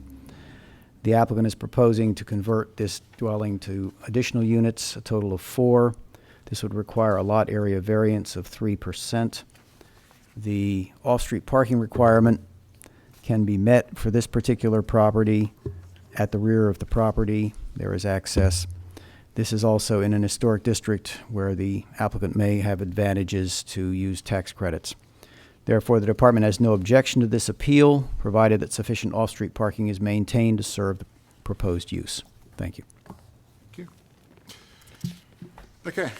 Ma'am, if you can tell us about your plans for the property, and if you can also discuss the dialogue you had with the opposition and what resolution you folks were able to Yes. achieve. I bought this property year 2014, October. At that time, still 4 unit. Only thing I did painting and cleaning that house. And then I am working at University of Maryland almost 20 years. And then I know this area. So also traffic is horrible. When I live, I have a house in county. So I ready to buy this house. And then I live in this house, and then I want to rent out. So I lived in this house, first floor. So this house has been like a 4 unit. So also I have 2 in the back. It's a 2 personal, 2 house space, but the 2 car parking garage. It's not garage, 2 car parking space. So I am asking for 4 unit, converted to 4 unit. How many electrical meters are there? Only 1, and then we all share for the divide for share. Okay. And why don't you tell us about the dialogue you two had, and then what resolution you were able to reach? For the record, my name is Chris Redwood. I'm a Hollands Roundhouse resident. I'm also the community president, but I'm here as a resident today. My concern for the property originally was that she was converting it to 4 units, and that the parking would be an issue because on this street there's a high density of parking because it's a high rental area, but particularly for students who go to University of Maryland, Baltimore. So having a discussion with her outside, I was able to understand that she actually is an owner-occupant and that her desire is just to rent the spaces upstairs, and the last space is not currently used or zoned for no additional apartment. It's only zoned for 3 units. So I didn't have any problem with that, particularly, especially knowing now that she's a community member and also has been here for some time. I learned she's a nurse at the University of Maryland Medical Center as well, so she's within the community. It's within your power, of course, to decide parking.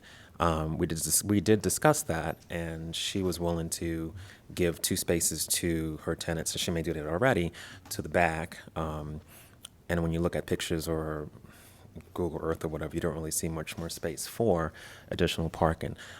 She's sacrificing that space in the back and parking in the front for her own.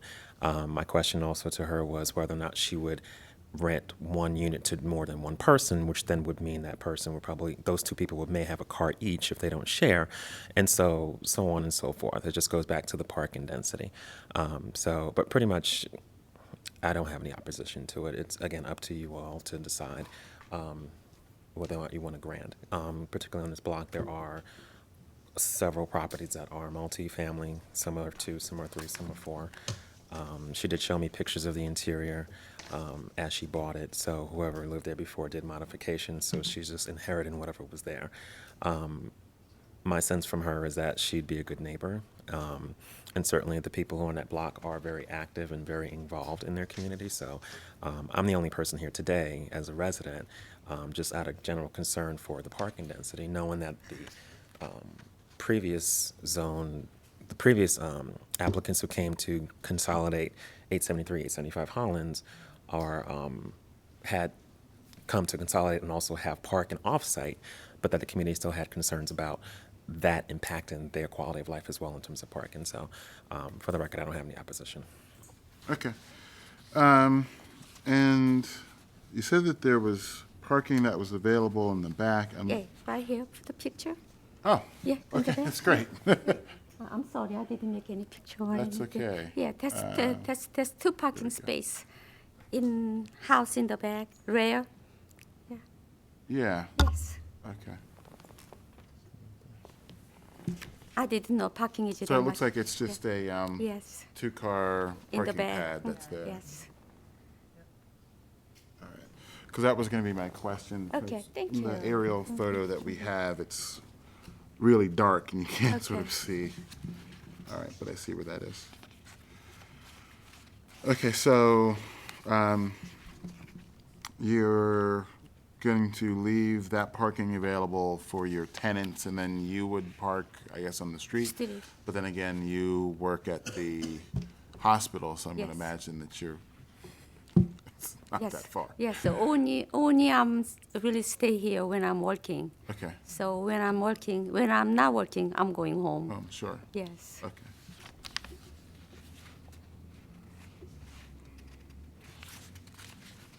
And then actually that apartment is the really one person occupancy space. It's not really family size. So most students or single person who working at Baltimore downtown, they are interesting. It's not family unit.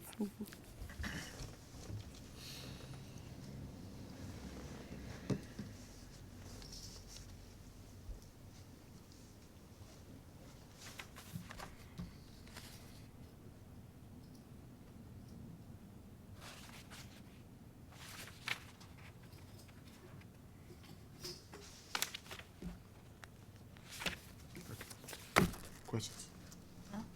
Great. Thank you both. Thank you. And Roth record. Yes.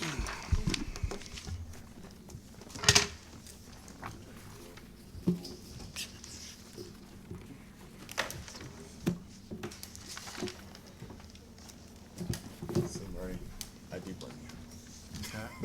Yeah. Yeah. Yep. Okay.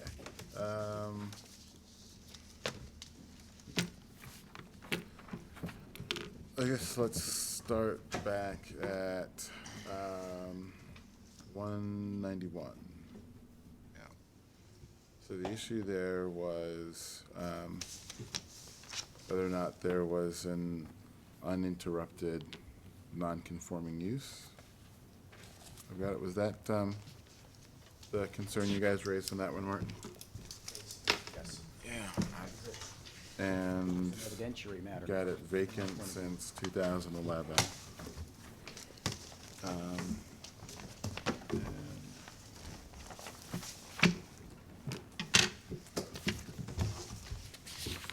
it looks like, I mean, from the settlement sheet, it looked like it was a, as I said, observed, it was purchased through one house at a time, which is the city's vacant building receiver. So I think it's gone through the receivership process. That's probably why it's been delayed for so long. So there is that aspect. I mean, I know that we've run into this before where properties get listed and sold through that process, and they're advertised. One house at a time is a separate independent nonprofit company. So it's separate from the city, but it is part of the city's process that this property has been advertised as being 2 dwelling units. And it's, if it goes through the vacant building receiver process, you know, it's identified as a problem property, transitional area, and the city is trying to get it rehabilitated. So that's the one wrinkle that, and yeah, it's what we see in all these cases. And I know every time they come up, it's always, what do we do with this? It's a problem, because otherwise, We've been pretty consistent, though, I think. I think we've been pretty consistent on how we rolled with them, though, in terms of sticking with the 2-year window. well, it's a question. Yeah, I don't recall any cases where we've distinguished the seller, whether it's Yes. one house at a time or a private party. Yes. But I think it's my recollection is that we've been consistent in saying if the abandonment issue is an issue, then we're kind of stuck. Where is this? It's in R5. Because otherwise, you know, just in the 2 cases today, Yes, we'd we've have, had the same issue come up. yeah, we have one case where where it was a private purchaser in 263, Appeal 263.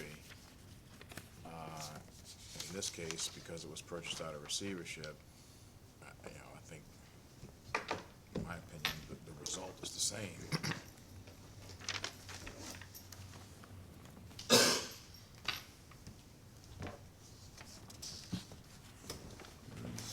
I'm sorry. I was trying to find my other pictures of that property, but, and you know, it's that aspect of the city's involvement that troubles me with these cases.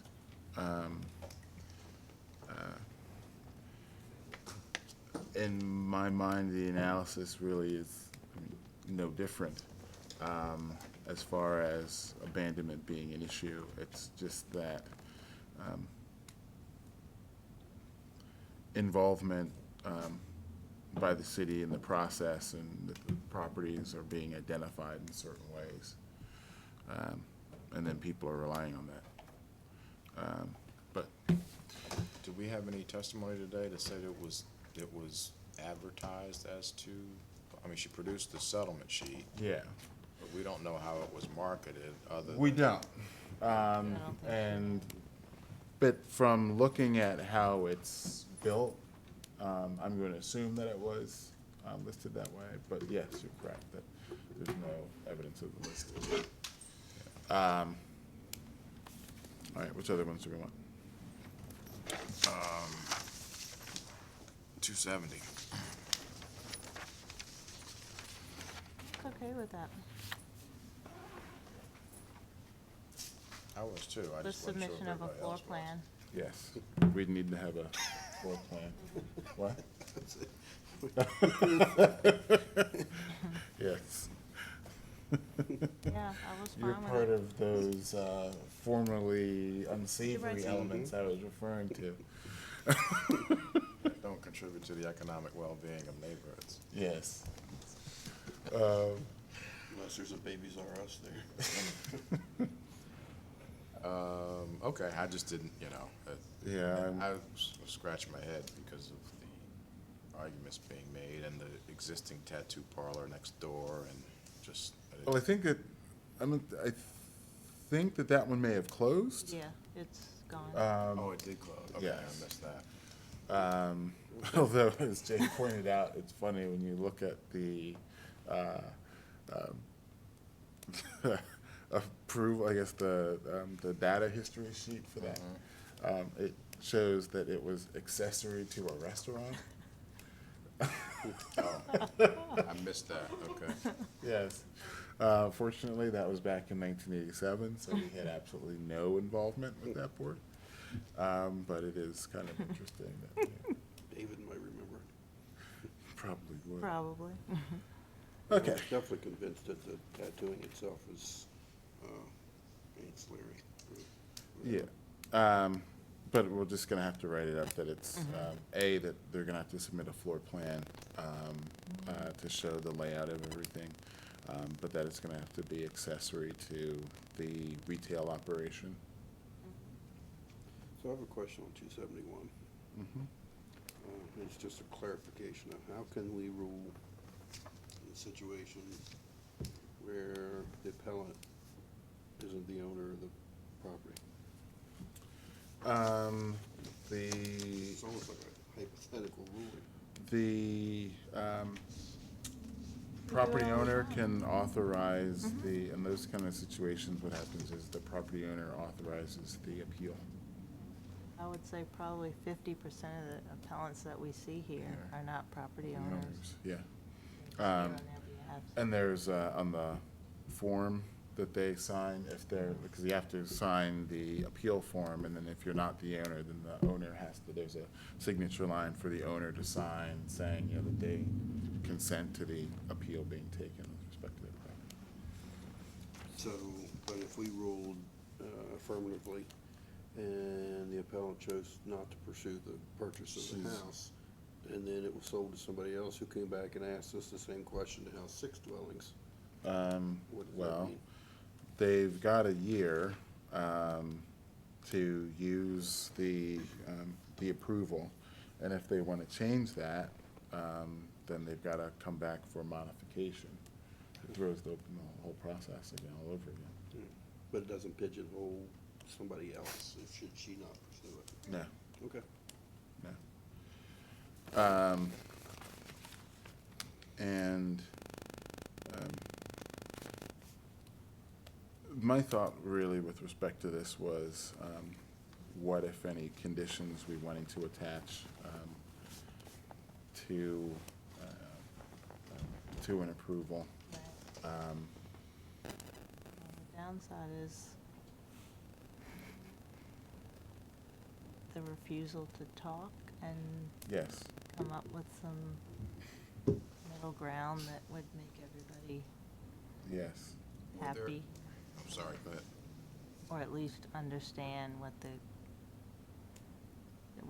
is expected of the other. Yes, So we're kind of shooting in the dark now. that's correct. Were there planning conditions on this? I couldn't remember. I think you wanted me to go to CHAP for any exterior modifications. Right. There was one regarding parking, but the applicant felt that that wasn't achievable with the, Well, what we were saying was maintain the parking that's required by the board. So if there is a reduction from the previous or last authorized use in terms of dwelling units, there's probably been a reduction in the parking requirement as well. Yes. So basically maintain the spaces that are in the back, or that ought to be in the back. With regard to the other thing, the reason that we considered that was because we couldn't interpret the floor plans that were included with the application material clearly. We had no way to tell whether there might be exterior alterations required to meet fire and safety code, building code, housing Okay. code requirements today. That weren't required whenever the building was converted the way it is now. Therefore, it would be necessary for the applicant to get approval from CHAP for any alterations, additions, or demolitions on that building, which is a standard thing that Right. we always ask.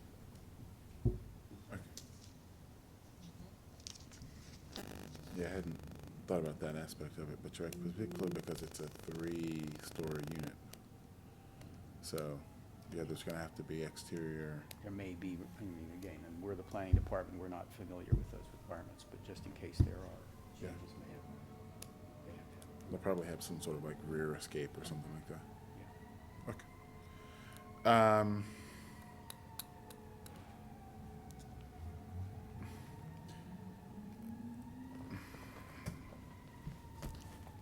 What, Yeah, I'd be reluctant to put any additional conditions, just because it has implications for the next person, if indeed this applicant decides not to go forward with the transaction. as far as parking, I think there's space for at least 2 spaces. It might be tight, though. But I think if you, I mean, from looking at the aerial,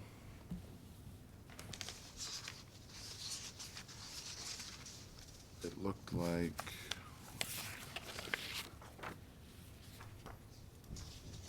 I mean, there's a lot of distance from the alley to the back wall of the house.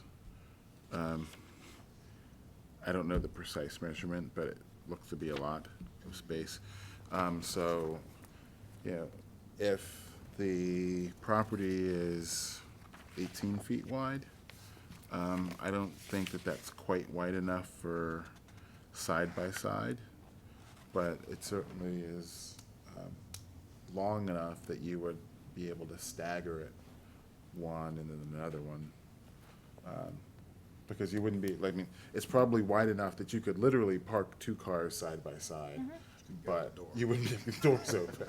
So you would have to have them staggered parked so that the doors are open. There was testimony that it was from the opposition, that it was at least their opinion that there wasn't room to park back there.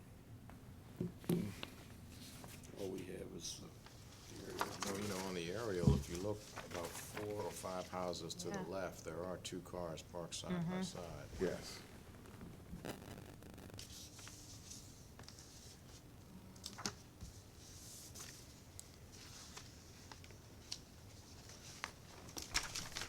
And that space, I mean, I don't know the precise dimensions, but it looks to me that there's certainly, I mean, in this area of the city, I think property widths tend to be about 18 feet. Some are wider, some are maybe a little bit more narrow. Actually, we've got it on the tax map, is that it's 18 feet wide.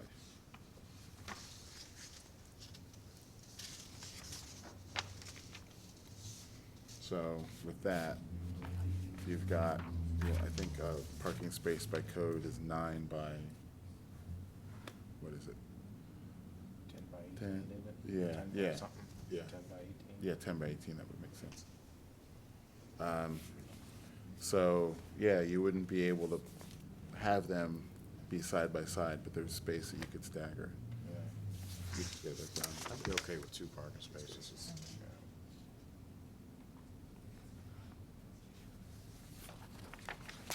But you're right, that there's, I mean, I would But have isn't liked this to. carriage house in the way? No, that's next door. It's on the same property? No. If you look at the, pictometry,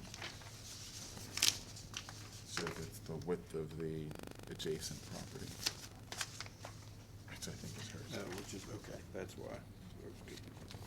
Yeah, the carriage house is the house that she currently owns. Yes.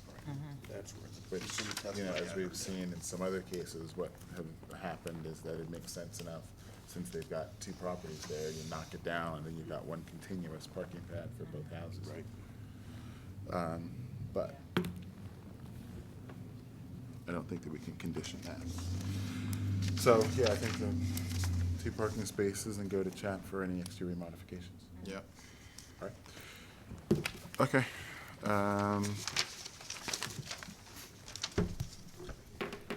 Start off 2015, 191, 3912 West Cold Spring Lane. I'm a no. I agree. No.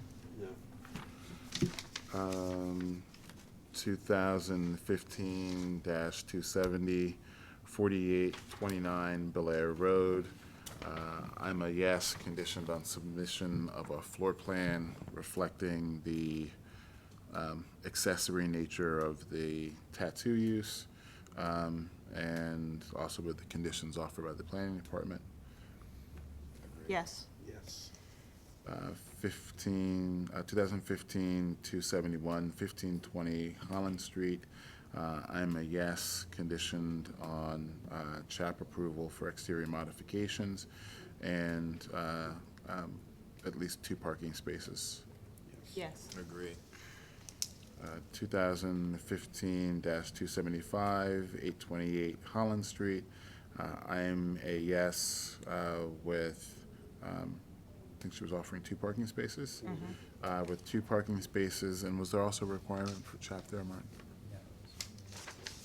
Okay, all right, so just with 2 parking spaces. Yes. Yes. All right. All right. Wanna get the business. Yes, so do I.